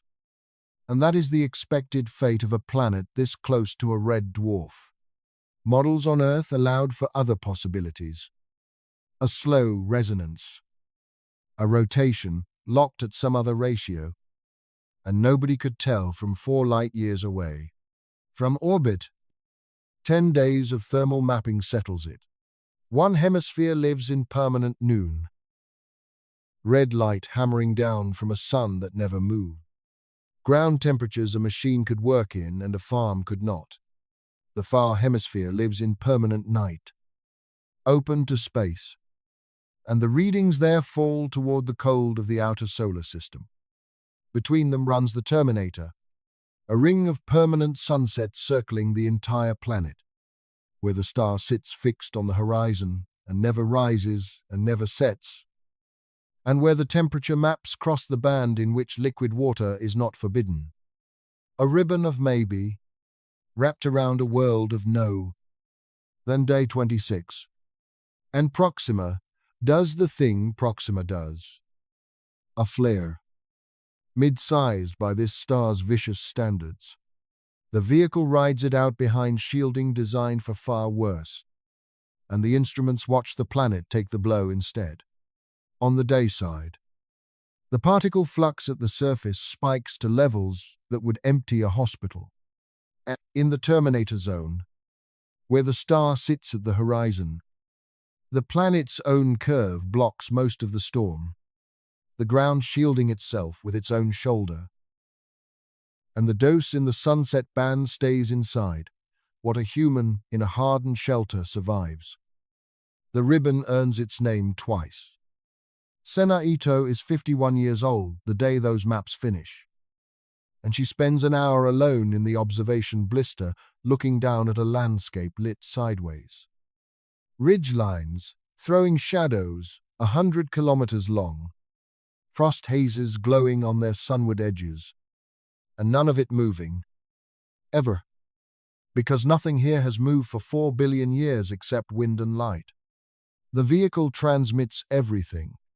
The full survey goes out on 2 beams, one to the ship at Alpha Centauri, arriving in 10 weeks, and one to Earth, arriving in 4 years and 3 months, to be read in a control room full of strangers.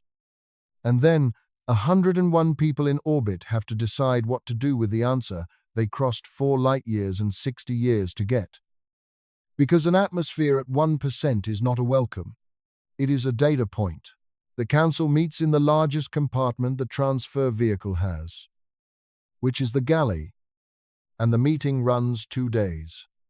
3 options are on the table, and I will price them the way the crew prices them, without ceremony. Go down. The reconnaissance lander is fueled and rated. The Terminator ribbon offers ground with survivable temperatures. Storm doses a shelter can handle. Water probably frozen in the twilight soil. And air that is useless for lungs and real for chemistry. Against that, 1% pressure means a pressure suit forever. The flares keep coming forever. And nothing about that surface has ever been touched, sampled, or trusted by anybody. Stay up. The vehicle works. It has worked for 10 years. And orbit is safe. And the consumables, math says, 101 people can hold up here for another few years, while robots do the arguing on the surface. Or the third option, which nobody puts on the agenda and everybody has thought about. Transmit and wait. The report is already on its way to Earth, and there is a piece of arithmetic interstellar planners have carried around since the early 2000s. Worked out in a paper on what is called the weight calculation, and it says something uncomfortable about being first. If propulsion technology kept improving after this ship left, a vessel departing Earth decades later, on better engines, could cross the same 4 light years in a fraction of the time and arrive here after these people did all the hard work. The reply to their transmission might not come back as a radio message. It might come back as a ship, crewed by people who were not born when this one launched, carrying equipment these 101 cannot imagine. Or it might not come at all, because Earth is a planet with its own budget meetings. Nobody can plan around that. The Council notes it in one line and moves on, which is the correct handling of a fact you cannot use. And then somebody says, the thing this whole night has been circling. And once it is in the room, it does not leave. Look at what we are actually comparing. Down there is a world with a thin, poisonous atmosphere. A star that hammers it several times a year. No oxygen. No confirmed liquid water. And a habitable band, the width of a sunset. Behind them, 10 years and 13,000 times the Earth to sun distance away, is a kilometer of hull holding 314 people. Farms that have run for 60 years. A water loop nobody has ever needed to replace. And gravity in the rings. After crossing 4 light years to reach the nearest habitable planet, the only place in the entire Alpha Centauri system that human beings are proven to live is the vehicle they arrived in. The destination is downstairs. The home is the hallway. That sentence does not settle the vote. And it should not. Because a ship is a machine with a lifespan. And every person in that galley knows the shape of the curve their parents lived on. Filters foul. Seals age. Spares run out. Vales spent his career on a machine that could not be rebuilt. And Voss's workbook is still missing. And nothing aboard either hull will last 300 years.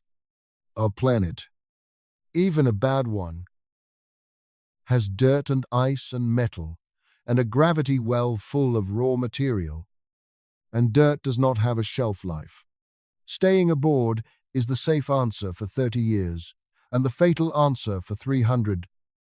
So the Council does what this crew has done at every hard turn since Chapter 1, which is to refuse the grand decision and take the measurable one. A reconnaissance descent. 6 people. 40 days. One site on the Terminator that the mappers have already named Landfall. Full sampling. Full instrument package. A hardened shelter. And no commitment beyond 40 days. Whatever comes back decides the next century. And nothing decided in this galley today binds the people who will read that data. The roster posts on a Thursday morning. The 6th name on it. After an argument with the mission commander that she wins. Again. is Senaito. The lander detaches at dawn. Vehicle time, which means nothing to the planet below, where dawn has lasted 4 billion years. 6 people ride it down, and the descent takes 51 minutes. And nobody speaks except in the clipped call and response of the checklist. Because the checklist is how this crew prays. The thin air arrives as a faint rushing against the hull at 40 kilometers up. The first weather any of them has ever heard. At 20 kilometers, the frost hazes come, glowing red along their sunward edges. The ground resolves slowly through them. Rust and shadow. Ridgelines throwing 100-kilometer streaks of darkness across a landscape lit sideways forever. At 1 kilometer, Senna looks up through the viewport, and there is the sky. Proxima sits on the horizon, enormous and motionless. A swollen red sun 3 times the width of the sun in Earth's photographs, dimmed by the long slant of thin air to the color of a fire seen through smoke, and high above it, in the deep violet dark, 2 brilliant stars burn side by side, bright enough to throw faint second shadows across the dust. Alpha Centauri A and B, the suns that stopped her ship, the suns that killed Idris Vale, the dot her whole species aimed at for a century, split at last into 2, hanging over this world the way Venus hangs over a desert evening on Earth. Somewhere up there, 13,000 times the Earth to sun distance away, 314 people are asleep in a hull that will never move again. And the light, leaving their windows tonight, will take 10 weeks to get here. Engines light for the final break. Dust rises, red-gray, whipping sideways in the thin wind. Contact lights. Engine stop. And then the sound Senaito will describe for the rest of her life, which is no sound at all. The hull ticking as it cools. 6 people breathing. A world outside where nothing has moved but wind and light since before Earth had oxygen. Holding still, waiting to see what climbs out. She is 3rd down the ladder. Her boots hit ground that has never carried weight. Fine cold regolith over stone. And she stands in the eternal sunset with a dosimeter counting quietly on her chest and her shadow stretching 100 meters toward the night side of the planet. And she does what the checklist requires next, which is to plant the survey beacon and call it in. Her voice goes up to the vehicle, and the vehicle relays it outward on 2 beams. One that will reach the ship in 10 weeks and one that will reach a control room on Earth in 4 years and 3 months. Landfall station. On the surface, all safe. 40 days of work begins now. That is where this story lets them go, because the story was never about the 40 days. It was about the question in the title, and the question has an answer now. The journey to Alpha Centauri began in published physics. Every piece of it. Light sails and laser arrays. Fusion drives. Magnetic sails dragging on interstellar plasma, breaking on the light of another star. Worked out in a real paper by real astrophysicists. Nothing in the crossing required a miracle, and this crew proved it by surviving one. What it required was everything else. A machine the size of a civilization's entire ambition. Half a century of flawless succession. 4 generations spending whole lifetimes as cargo and crew. A braking plan that was wrong on the day it was signed, because the one piece nobody could test on Earth turned out to be optimistic. And nobody found out until the people who chose the number were 50 years dead. A dead man's welds. A workbook that vanished when a grieving apprentice cleared out some quarters. 92 seats out of 406. A man with his hands on a winch at the front of a ship, holding a mirror against a star. Long enough. The terrifying part was never a monster in the dark. It is multiplication. Velocity squared. Mass compounded.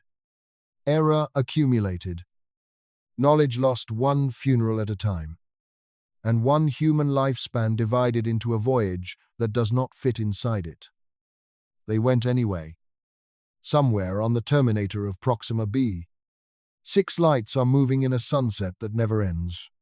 Overhead, every 90 minutes, a brighter light crosses the sky. And past that, higher and steadier, 2 stars that used to be a single dot in Earth's southern sky.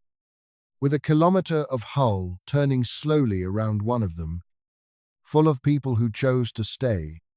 Whether the ribbon becomes a settlement, whether the ship refills or empties, whether anything is coming from Earth, all of that belongs to the 40 days and to the years behind them. The data is not in yet. If this rearranged the way you look at that one bright dot low in the southern sky, a like and a subscribe help this channel keep building nights like this one. The sunset down there never ends. This story does. Good night. Landfall. Good night. Sinner.